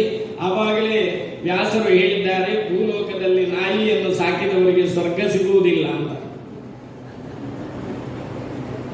ಇದು ನಮ್ಮ ಇಲ್ಲಿ ಸ್ವಲ್ಪ ಹಿರಿಯರಿದ್ದಾರೆ. ಅವಾಗ ನಮ್ಮ ಮನೆಯಲ್ಲಿ ಏನಾದರೂ ಕಾರ್ಯಕ್ರಮ ಆಗುವುದಾದರೆ ಅಂಗಳದಲ್ಲಿರುವ ನಾಯಿಯನ್ನು ತೋಟದಲ್ಲಿ ಕಟ್ಟಿ ಹಾಕುತ್ತಾ ಇದ್ದು. ನನ್ನ ಅಜ್ಜನ ಕಾಲದಲ್ಲಿತ್ತು. ಹಿರಿಯರೀಗ ಹರಿಕೃಷ್ಣ ಗೋಲರವರು ಇದ್ದಾರೆ ಇಲ್ಲಿ. ಹಿರಿಯರ ಕಾಲದಲ್ಲಿ ನಾವು ಮಾಡುವ ಕ್ರಿಯಾಭಾಗ, ಜಪ, ತಪ, ಹವನ, ಶ್ರಾದ್ದಾದಿಗಳನ್ನು ನಾಯಿ ನೋಡಬಾರದು ಅಂತ ಇದೆ, ಮಹಾಭಾರತದಲ್ಲಿದೆ. ಶ್ವವತಾಂ ನಾಸ್ತಿ ಧಿಷ್ಣ್ಯಂ ಇಷ್ಟಾಪೂರ್ತಂ ಕ್ರೋಧವಶಾಹರಂತಿ. ಯಾವ ನಮ್ಮ ತಪಸ್ಸು, ಜಪ, ಹೋಮ ಇತ್ಯಾದಿಗಳನ್ನು, ಪೂಜೆ ಇತ್ಯಾದಿಗಳನ್ನು ನಾಯಿ ನೋಡುತ್ತದೆಯೋ ಆ ಪೂಜೆಯ ಫಲ ಎಲ್ಲ ಕುಬೇರನ ಸರೋವರವನ್ನು ಕಾಯುವ ಕ್ರೋಧರ ವಶರೆಂಬ ರಾಕ್ಷಸರ ಪಾಲಿಗೆ ಹೋಗುತ್ತದೆ. ನಮಗೆ ಏನು ದೊರೆಯುವುದಿಲ್ಲ. ಈಗ ಅದು ಹೇಳಿದ್ರೆ, ಈಗ ಏನು ಅಂದ್ರೆ ಡ್ರೈವರ್ ಸೀಟಿನಲ್ಲಿ ನಾಯಿಯನ್ನು ಕುಳ್ಳಿರಿಸಿಕೊಂಡು ಕರೆದುಕೊಂಡು ಹೋಗುವ ಕಾಲ. ಆಮೇಲೆ ಮನುಷ್ಯನಿಗಿಂತ ಹೆಚ್ಚು ಬೆಲೆ ಇದೆ ನಾಯಿಗೆ. 15 ಲಕ್ಷದಿಂದ 50 ಲಕ್ಷದವರೆಗೆ ನಾಯಿಗೆ ಕ್ರಯ ಇದೆ. ಈಗಿನ ಕಾಲ ಬದಲಾಗಿದೆ. ಈಗ ನಾಯಿಯನ್ನು ಸಾಕುವುದೇ ಸ್ವರ್ಗ ಅಂತ ಭಾವಿಸುವವರ ಮುಂದೆ ನಾಯಿ ಸಾಕಿದವರಿಗೆ ಸ್ವರ್ಗ ಇಲ್ಲ ಅಂತ ಹೇಳಿದರೆ ನಮಗೆ ಹೊಡೆದ. ಈ ಮಹಾಪ್ರಸ್ಥಾನ ಪರ್ವದಲ್ಲಿ ಧರ್ಮರಾಜನ ನಿಷ್ಠೆಯನ್ನು ಪರೀಕ್ಷಿಸುವುದಕ್ಕೆ ಯಮನೇ ನಾಯಿಯಾಗಿ ಬರ್ತಾನೆ. ಅಲ್ಲಿ ಕೇವಲ ಒಂದು ಲೋಕದ ನಾಯಿ ಅಲ್ಲ, ಅದು ಯಮನೇ ನಾಯಿಯಾಗಿ ಬರುತ್ತೆ. ಆಮೇಲೆ ಕೊನೆಗೆ ಸ್ವರ್ಗಾರೋಹಣ ಪರ್ವ. ಆ ನಾಯಿಯ ಜೊತೆಯಲ್ಲಿ ಸಂಭಾಷಣೆ. ನಾಯಿಯನ್ನು ಧರ್ಮರಾಯ ಕರ್ಕೊಂಡು ಹೋಗ್ತಾನೆ. ಸ್ವರ್ಗದಲ್ಲಿ ಪ್ರವೇಶ ಇಲ್ಲ. ನಾಯಿಗೆ ಪ್ರವೇಶ ಕೊಡದೇ ಇದ್ರೆ ನನ್ನನ್ನು ಜೊತೆಯಾಗಿರಿಸಿಕೊಂಡು ಬಹಳ ದೂರ ನಡೆದುಕೊಂಡು ಬಂದಿದೆ. ಅದರ ಮೊದಲೇ ಉಳಿದವರೆಲ್ಲ ದೇಹ ತ್ಯಾಗ ಮಾಡಿರ್ತಾರೆ, ಧರ್ಮರಾಯ ಮಾತ್ರ ಉಳಿಯುವುದು. ಇದನ್ನು ಬಿಟ್ಟು ನನಗೆ ಬೇಡ ಸ್ವರ್ಗ, ನಿನ್ನ ಸ್ವರ್ಗವೇ ನನಗೆ ಬೇಡ ಅಂತ ಧರ್ಮರಾಯ ಹೇಳಿದಾಗ ಆಮೇಲೆ ಯಮಧರ್ಮ ನಾಯಿಯ ಸಹಿತ ಸ್ವರ್ಗ ಕೊಡುವುದಕ್ಕೆ ಒಪ್ಪುತ್ತಾನೆ. ಆಮೇಲೆ ಆ ನಾಯಿಯಾಗಿದ್ದವನೇ ಯಮ ಅಂತ ತೋರಿಸಿ ಅನುಗ್ರಹಿಸ್ತಾನೆ. ಅಲ್ಲಿಗೆ ಮಹಾಪ್ರಸ್ಥಾನ ಪರ್ವ, ಅದು 18ನೆಯ ಪರ್ವ. ಈ 18 ಪರ್ವಗಳಲ್ಲಿ ದ್ರೌಪದಿಯ ವಿವಾಹ ಎನ್ನುವ ಪ್ರಕರಣಕ್ಕಿಂತ ಮೊದಲೇ ಕೃಷ್ಣನ ವಿಚಾರವೇ ಇಲ್ಲ. ದ್ರೌಪದಿ ಸ್ವಯಂವರ ಆಗುವುದು ಸಭಾಪರ್ವದ ಸಭಾಪರ್ವದಲ್ಲಿರುವ ಕಥೆ. ಅನಂತರ ವನಪರ್ವ, ವಿರಾಟ ಪರ್ವ, ಉದ್ಯೋಗ ಪರ್ವ ಎಲ್ಲ ಆ ದ್ರೌಪದಿಯ ಪ್ರಕರಣ ಏನಿದೆ, ದ್ರೌಪದಿ ಸ್ವಯಂವರದವರೆಗೆ ಕೃಷ್ಣನ ವಿಷಯ ಮಹಾಭಾರತದಲ್ಲಿಲ್ಲ. ದ್ರೌಪದಿ ಸ್ವಯಂವರ ಕಾಲದಲ್ಲಿ ದ್ರುಪದ ನಗರಕ್ಕೆ ಕೃಷ್ಣ ಬರ್ತಾನೆ. ಆಮೇಲೆ ಕುಂತಿಯನ್ನು ಭೇಟಿ ಮಾಡ್ತಾನೆ. 5 ಜನ ಮಕ್ಕಳನ್ನು ಕೃಷ್ಣನಿಗೆ ಸಮರ್ಪಿಸ್ತಾಳೆ ಕುಂತಿ. ಆವಾಗ ಹೇಳಿದ್ದು ಅಂತ ಪ್ರಸಿದ್ಧ, ಮಮ ಪ್ರಾಣಾಧಿ ಪಾಂಡವಾಹ ಅಂತ. ಆದರೆ ಮಹಾಭಾರತದಲ್ಲಿ ಆವಾಗ ಹೇಳಿಲ್ಲ. ಕೃಷ್ಣ ಮಮ ಪ್ರಾಣಾಧಿ ಪಾಂಡವಾಹ ಅಂತ ಹೇಳಿದ್ದು ಕೌರವನಲ್ಲಿ ಸಂಧಾನಕ್ಕೆ ಬಂದಾಗ. ನೀನು ಯಾಕೆ ನನ್ನ ಮನೆಗೆ ಊಟಕ್ಕೆ ಬರಲಿಲ್ಲ ಅಂತ ಕೌರವ ಕೇಳ್ತಾನೆ. ಎಲ್ಲ ಮನೆಗಳಲ್ಲೂ ನಾನು ವ್ಯವಸ್ಥೆ ಮಾಡಿದ್ದೆ, ಯಾಕೆ ಬರಲಿಲ್ಲ ಅಂತ ಕೇಳಿದಾಗ ದ್ವಿಷದನ್ನಂ ನ ಭೋಕ್ತವ್ಯಂ ದ್ವಿಷಂತನ್ನೈವ ಭೋಜಯೇತ್ ಪಾಂಡವಾನ್ ದ್ವಿಷತೇರಾದನ್ ಮಮ ಪ್ರಾಣಾಹಿ ಪಾಂಡವಾಹ. ಕೃಷ್ಣ ಘಂಟಾಘೋಷವಾಗಿ ಕೌರವನ ಸಭೆಯಲ್ಲಿ ಹೇಳ್ತಾನೆ, ದ್ವಿಷದನ್ನಂ ನ ಭೋಕ್ತವ್ಯಂ, ಶತ್ರುವಿನ ಅನ್ನವನ್ನು ಊಟ ಮಾಡಬಾರದು. ದ್ವಿಷಂತಂ ನೈವ ಭೋಜಯೇತ್, ನಮ್ಮನ್ನು ಶತ್ರುಭಾವದಿಂದ ಕಾಣುವವರಿಗೆ ಊಟ ಹಾಕಬಾರದು. ನೀನು ಪಾಂಡವರನ್ನು ದ್ವೇಷಿಸಿ, ಪಾಂಡವರು ನನ್ನ ಪ್ರಾಣಗಳ ಹಾಗೆ ಇರುವವರು ಎಂಬುದಾಗಿ ಕೃಷ್ಣ ಹೇಳ್ತಾನೆ. ನಾವೀಗ ತಾಳಮದ್ದಳೆಯಲ್ಲಿ ಅದನ್ನು ಹಿಂದೆ ತಕೊಂಡು ಹೋಗಿದ್ದೇವೆ. ಯಾವಾಗ ಹೇಳಿದ್ದು ಅಂತ ಕೇಳಿದ್ರೆ ಯಾರಿಗೂ ಗೊತ್ತಿಲ್ಲ. ಈ ರೀತಿಯಲ್ಲಿ ಆ ದ್ರೌಪದಿ ಸ್ವಯಂವರ ಕಾಲದಲ್ಲಿ ಪ್ರವೇಶಿಸಿದ ಕೃಷ್ಣ ಆಮೇಲೆ ಎಲ್ಲ ಘಟನೆಗಳಲ್ಲೂ ಸೂತ್ರಧಾರರಾಗಿರ್ತಾರೆ. ಆದ್ದರಿಂದ ಧ್ವನ್ಯಾಲೋಕವೇ ಮೊದಲಾದ ಕಾವ್ಯ ಶಾಸ್ತ್ರ ವಿಮರ್ಶಕರು ಮಹಾಭಾರತದ ನಾಯಕನನ್ನಾಗಿ ಲೋಕತ್ರಯ ವಸ್ತುತಂತ್ರ ಕಪಟ ನಾಟಕ ಸೂತ್ರಧಾರ ಎಂಬುದಾಗಿ ಶ್ರೀಕೃಷ್ಣನನ್ನು ನಾಯಕನನ್ನಾಗಿ ನಿರ್ಣಯಿಸಿದ್ದಾರೆ. ಕೇವಲ ಆದಿಪರ್ವದಲ್ಲಿ ಮಾತ್ರ ಕೃಷ್ಣನ ಉಲ್ಲೇಖ ಇಲ್ಲ. ಮತ್ತೆಲ್ಲ ಪರ್ವಗಳಲ್ಲೂ ಕೃಷ್ಣನ ಉಲ್ಲೇಖ ಇದೆ, ಕೃಷ್ಣನ ಪಾತ್ರ ಇದೆ. ಕೃಷ್ಣ ಮಹಾವಿಷ್ಣುವಿನ ಪೂರ್ಣಾವತಾರ. ಅದೇ ಮಹಾವಿಷ್ಣುವಿನ ಒಂದು ಅವತಾರವಾಗಿರುವ, ಅಂಶಾವತಾರವಾಗಿರುವ ವೇದವ್ಯಾಸರ ಕಥೆ ಇದೆ. ಅದೇ ಮಹಾವಿಷ್ಣುವಿನ ಆವೇಶಾವತಾರವಾಗಿರುವ ಪರಶುರಾಮಾವತಾರದ ಕಥೆ ಇದೆ. ಅದರ ಜೊತೆಗೆ ಎಲ್ಲ ಕಥೆ, ದೇವಿ ಮಹಾತ್ಮೆಯ ಕಥೆಯೂ ಬರ್ತದೆ ಮಹಾಭಾರತದಲ್ಲಿ. ಮಧುಕೈಟವರ ವಧೆಯ ಕಥೆಯೂ ಇದೆ. ಹೀಗೆ ತನ್ನ ಕಾಲಕ್ಕಿಂತ ಹಿಂದಿನ ಘಟನೆಗಳನ್ನೆಲ್ಲ ಈ ಗ್ರಂಥ ಹೇಳ್ತಾ ಇರುವುದರಿಂದ ನಮ್ಮ ಕಾಲಕ್ಕೆ, ಓದುವವರ ಕಾಲಕ್ಕೆ ಇದು ಹೀಗಿತ್ತು ಎಂಬುದಾಗಿ ತಿಳಿಸುವ ಕಾರಣದಿಂದ ಇದು ಇತಿಹಾಸ. ಇತಿಹಾಸ, ಹ ಅಂದ್ರೆ ನಿಶ್ಚಯವಾಗಿ ಎಂಬ ಅರ್ಥ ಇರುವ ಅವ್ಯಯ. ಇತಿ ಈ ರೀತಿಯಲ್ಲಿ ಇತ್ತು ಎಂಬುದು ನಿಶ್ಚಯ. ಈ ಅರ್ಥ ಯಾವ ಗ್ರಂಥದಲ್ಲಿದೆ ಅದು ಇತಿಹಾಸ. ಆ ಇತಿಹಾಸ ಕೇವಲ ರಾಜಕೀಯವಾಗಿ ಮಾತ್ರ ಅಲ್ಲ, ಅದು ಆಧುನಿಕ ಇತಿಹಾಸವೂ ಹಾಗೆ. ಅದು ಕೇವಲ ರಾಜಕೀಯ ಇತಿಹಾಸ ಮಾತ್ರ ಅಲ್ಲ. ಒಂದು ಕಾಲದಲ್ಲಿ ರಾಜಕೀಯ ಇತಿಹಾಸವೇ ಇತಿಹಾಸ ಎಂಬ ಕಲ್ಪನೆ ಇತ್ತು. ಹಿಸ್ಟ್ರಿ ಎಂಬ ಶಬ್ದಕ್ಕೆ ಹಿಸ್ ಸ್ಟೋರಿ ಅಂತ ವ್ಯಾಖ್ಯಾನ ಮಾಡಿದವರು ಇದ್ದಾರೆ. ಒಬ್ಬ ರಾಜನ ಕಥೆ. ಇದು ಹಾಗಲ್ಲ. ಈಗಿನ ಹಿಸ್ಟ್ರಿಯ ವಿಸ್ತಾರ ಎಷ್ಟುಂಟಂದ್ರೆ ಎಲ್ಲ ವಿಭಾಗದಲ್ಲೂ ಇತಿಹಾಸ ಇದೆ. ತಂತ್ರಜ್ಞಾನದಲ್ಲೂ ಇತಿಹಾಸ ಇದೆ, ವಿಜ್ಞಾನದಲ್ಲೂ ಇತಿಹಾಸ ಇದೆ, ಸಮಾಜದಲ್ಲೂ ಇತಿಹಾಸ ಇದೆ, ಅರ್ಥವ್ಯವಸ್ಥೆಯಲ್ಲಿ ಇತಿಹಾಸ ಇದೆ. ಎಲ್ಲದಲ್ಲೂ ಇತಿಹಾಸ ಇಲ್ಲದೆ ಇರುವ ಒಂದೇ ಒಂದು ವಿಷಯ ಪ್ರಪಂಚದಲ್ಲಿಲ್ಲ. ಅದಕ್ಕೊಂದು ಹಿಂದೆ ಇದ್ದದ್ದು ಇತಿಹಾಸವೇ. ಈ ರೀತಿಯಲ್ಲಿ ಇತಿಹಾಸ ಇಲ್ಲದೆ ಇರುವ, ವರ್ತಮಾನ ಇಲ್ಲದೆ ಇರುವ, ಭವಿಷ್ಯ ಇಲ್ಲದೆ ಇರುವ ಒಂದೇ ಒಂದು ವಿಷಯ, ಒಂದೇ ಒಂದು ವಸ್ತು ಈ ಪ್ರಪಂಚದಲ್ಲಿಲ್ಲ. ಆದ್ದರಿಂದ ಅಷ್ಟೂ ವಿಸ್ತಾರವಾಗಿ ಇರುವ ಇತಿಹಾಸ ಮಹಾಭಾರತ. ಇದಕ್ಕೆ ಪ್ರಸಿದ್ಧವಾದ ಒಂದು ಪ್ರಶಂಸೆ, ಯದಿಹಾಸ್ತಿ ತದನ್ಯತ್ರ ಯನ್ನೇಹಾಸ್ತಿ ನ ಕುತ್ರಚಿತ್.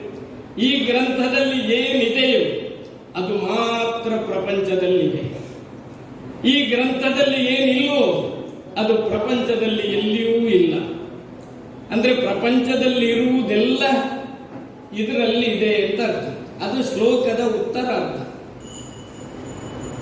ಪ್ರಪಂಚದಲ್ಲಿ ಇರುವುದೆಲ್ಲ ಇದರಲ್ಲಿದೆ. ನಮ್ಮ ಪ್ಲಾಸ್ಟಿಕ್ ಚೈರ್ ನೀವು ಮಹಾಭಾರತದಲ್ಲಿ ತೋರಿಸಿ ಅಂತ ಒಬ್ರು ಹೇಳುವುದು.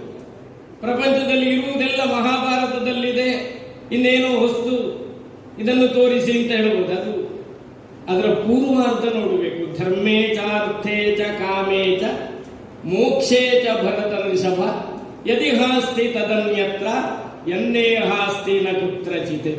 ಧರ್ಮ ವಿಷಯದಲ್ಲಿ, ಅರ್ಥದ ವಿಷಯದಲ್ಲಿ, ಕಾಮದ ವಿಷಯದಲ್ಲಿ, ಮೋಕ್ಷದ ವಿಷಯದಲ್ಲಿ ಪ್ರಪಂಚದಲ್ಲಿ ಯಾರ್ಯಾರ ಚಿಂತನೆ ಹೇಗೆ ಹೇಗೆ ಇದೆಯೋ, ಯಾವ ಯಾವ ವಿಷಯ ಇದೆಯೋ ಆ ವಿಷಯಗಳೆಲ್ಲ ಇದರಲ್ಲಿವೆ.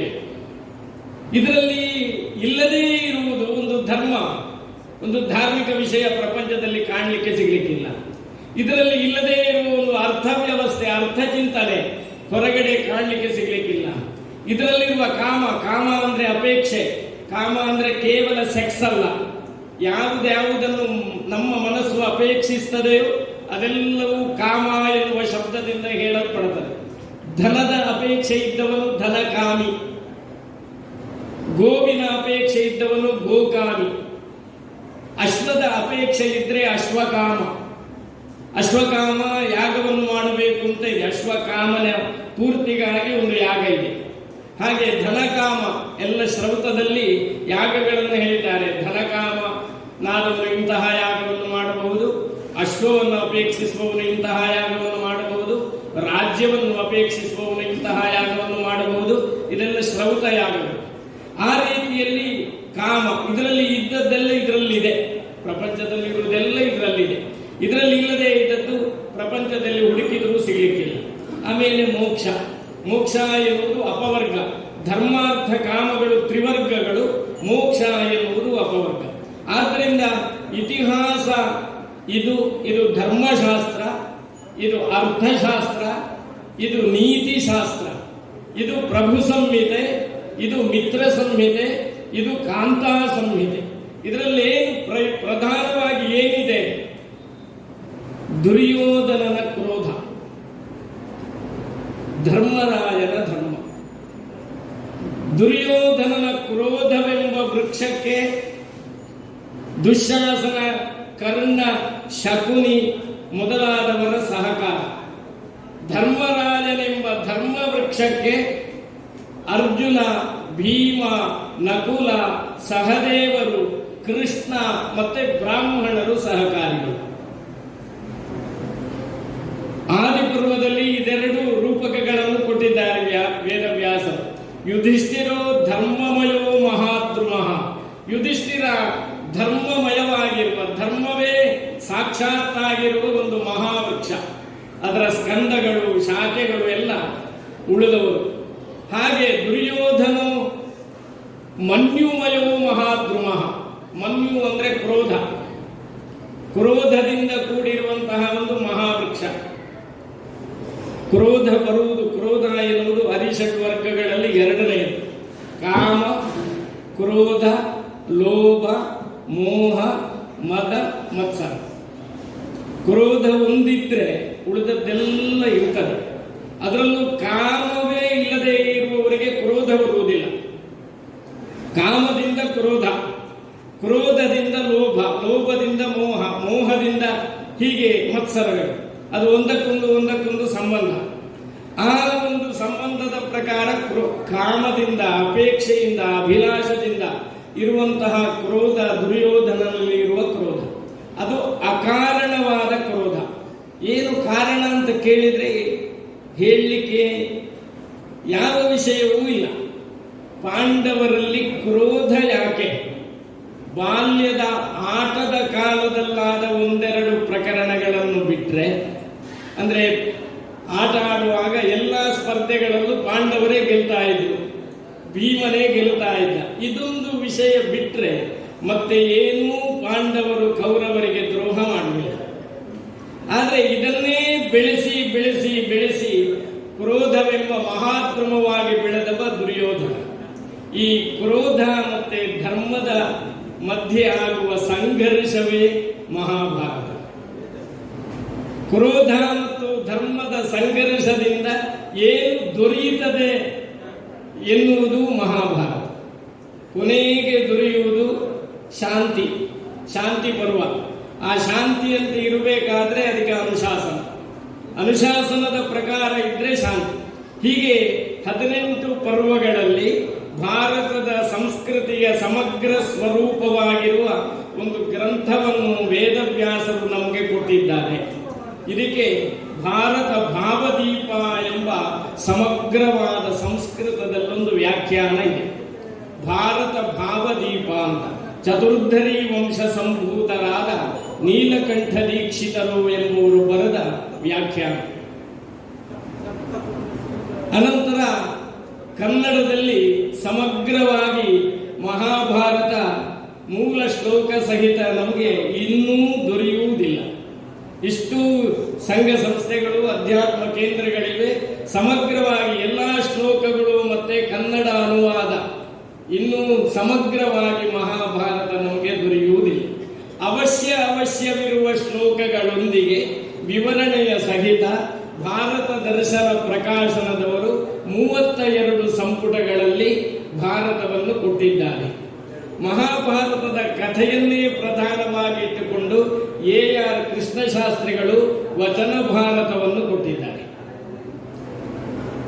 ಅನಂತರ ಅಲ್ಪ ಸ್ವಲ್ಪದ ಭಾಗಗಳು ವಿದುರ ನೀತಿ ಆಗಿದೆ. ಹೀಗೆ ಕೆಲವು ಭಾಗಗಳು ಕನ್ನಡದಲ್ಲಿ ಮೂಲ ಶ್ಲೋಕ ಸಹಿತ ಅನುವಾದ ಆಗಿದೆ. ಇನ್ನು ಕನ್ನಡದಲ್ಲಿ ಬಂದ ಭಾರತ ಕಥೆಗಳು ಕುಮಾರವ್ಯಾಸನ ಭಾರತ ಇರಬಹುದು, ಪಂಪ ಭಾರತ ಇರಬಹುದು, ಸಾಳ್ವ ಭಾರತ ಇರಬಹುದು, ಜೈಮಿನಿ ಭಾರತ ಇರಬಹುದು. ಇದೆಲ್ಲ ವ್ಯಾಸ ಭಾರತದ ತದ್ರೂಪ ಅಲ್ಲ. ಅದರಲ್ಲೆಲ್ಲ ಆಯಾ ಕಾಲಕ್ಕೆ ಅವರಿಗೆ ಬೇಕಾದಂತಹ ಬದಲಾವಣೆಗಳನ್ನೆಲ್ಲ ಅವರು ಮಾಡಿಕೊಂಡಿದ್ದಾರೆ. ಅದು ಆ ಯಾವುದೇ ಕಾವ್ಯಗಳು ಅಪಾರೆ ಕಾವ್ಯ ಸಂಸಾರೇ ಕವಿರೇಕ ಪ್ರಜಾಪತಿ ಯಥಾಸ್ಮೈ ವಿಶ್ವತೆ ರೋಚತೆ ವಿಶ್ವಂ ತದೇವ ಪರಿವರ್ತತೆ. ಈ ಕಾವ್ಯ ಸಾಹಿತ್ಯ ಈ ಲೋಕದಲ್ಲಿ ಕವಿಯಾದವನು ಅವನು ನಿರಂಕುಶವಾದ ಪ್ರಭುತ್ವವನ್ನು ಹೊಂದಿದ್ದಾನೆ. ಅವನಿಗೆ ಬೇಕಾದ ಹಾಗೆ ಅವ ಕಥಾನಕವನ್ನು ಬದಲಿಸಿಕೊಳ್ಳುವುದಕ್ಕೆ ಸ್ವಾತಂತ್ರ್ಯ ಇದೆ. ಹಾಗೆ ಎಲ್ಲ ಬದಲಾವಣೆ ಆಗಿ ಬೇಕಾದದ್ದನ್ನು ಸೇರಿಸಿ ಅವನಿಗೆ ಬೇಡವಾದ್ದನ್ನು ಬಿಟ್ಟು ಹೀಗಿರುವ ಕಥಾ ಗ್ರಂಥಗಳಿವೆ. ಸಮಗ್ರವಾಗಿ ಮಹಾಭಾರತ ಮೂಲ ಸಹಿತ ನಮಗೆ ಇನ್ನೂ ಸಿಗುತ್ತಾ ಇಲ್ಲ. ಅನುವಾದ ಆಗಿರಬಹುದು, ಮುದ್ರಣ ಆಗಿ ಸಿಗುತ್ತಾ ಇಲ್ಲ. ಆದರೆ ಇದ್ದದ್ರಲ್ಲಿ ಅತ್ಯಂತ ಉತ್ತಮ ಭಾರತ ದರ್ಶನ ಪ್ರಕಾಶನದ 32 ಸಂಪುಟಗಳ ಮಹಾಭಾರತ. ಇಂತಹ ಒಂದು ಅದ್ಭುತವಾದ 1 ಲಕ್ಷ ಶ್ಲೋಕಾತ್ಮಕವಾದ 18 ಪರ್ವಗಳು ಇರುವಂತಹ 2000ಕ್ಕೂ ಹೆಚ್ಚು ಅಧ್ಯಾಯಗಳಿರುವ ಮಹಾಭಾರತದಲ್ಲಿ ಕೃಷ್ಣನ ಕತೆ ಬರಲಿಲ್ಲ ಅಂತ ವೇದವ್ಯಾಸರು ಮತ್ತೆ 3 ಪರ್ವಗಳ ಹರಿವಂಶವನ್ನು ಬರೆದರು. ಅದು ಮಹಾಭಾರತಕ್ಕೆ ಸೇರ್ಪಡೆಯಾಗುವಂತಹ ಒಂದು ಪುರಾಣ ಶೈಲಿಯಲ್ಲಿ ಇರುವಂತಹ ಒಂದು ಗ್ರಂಥ. ಅದರಲ್ಲಿ ಹರಿವಂಶ ಪರ್ವ, ವಿಷ್ಣು ಪರ್ವ, ಭವಿಷ್ಯ ಪರ್ವ ಅಂತ 3 ಪರ್ವಗಳಿವೆ. 12,000 ಶ್ಲೋಕಗಳಿವೆ. ಅದು ವೇದವ್ಯಾಸರ ಕೃತಿ. ಇದು ಈ ಮಹಾಭಾರತಕ್ಕೆ ಒಂದು ಸೇರಿಸಿಕೊಳ್ಳಬೇಕಾದಂತಹ ಒಂದು ಗ್ರಂಥ. ಹಾಗೆ ಅದನ್ನು ಸೇರಿಸಿ ನಿರ್ಣಯ ಮಾಡಿದ್ದಾರೆ. ಒಟ್ಟು ಪರ್ವಗಳು 100, 2600ಕ್ಕೂ ಹೆಚ್ಚು ಅಧ್ಯಾಯಗಳು, 1,12,000 ಶ್ಲೋಕಗಳು. ನಮಗೆ ವ್ಯಾಸರು ಬರೆದದ್ದಲ್ಲ, ಅದು ಗಣಪತಿ ಬರೆದದ್ದು ಅಂತ ಆರಂಭದ ಆದಿಪರ್ವದಲ್ಲಿದೆ.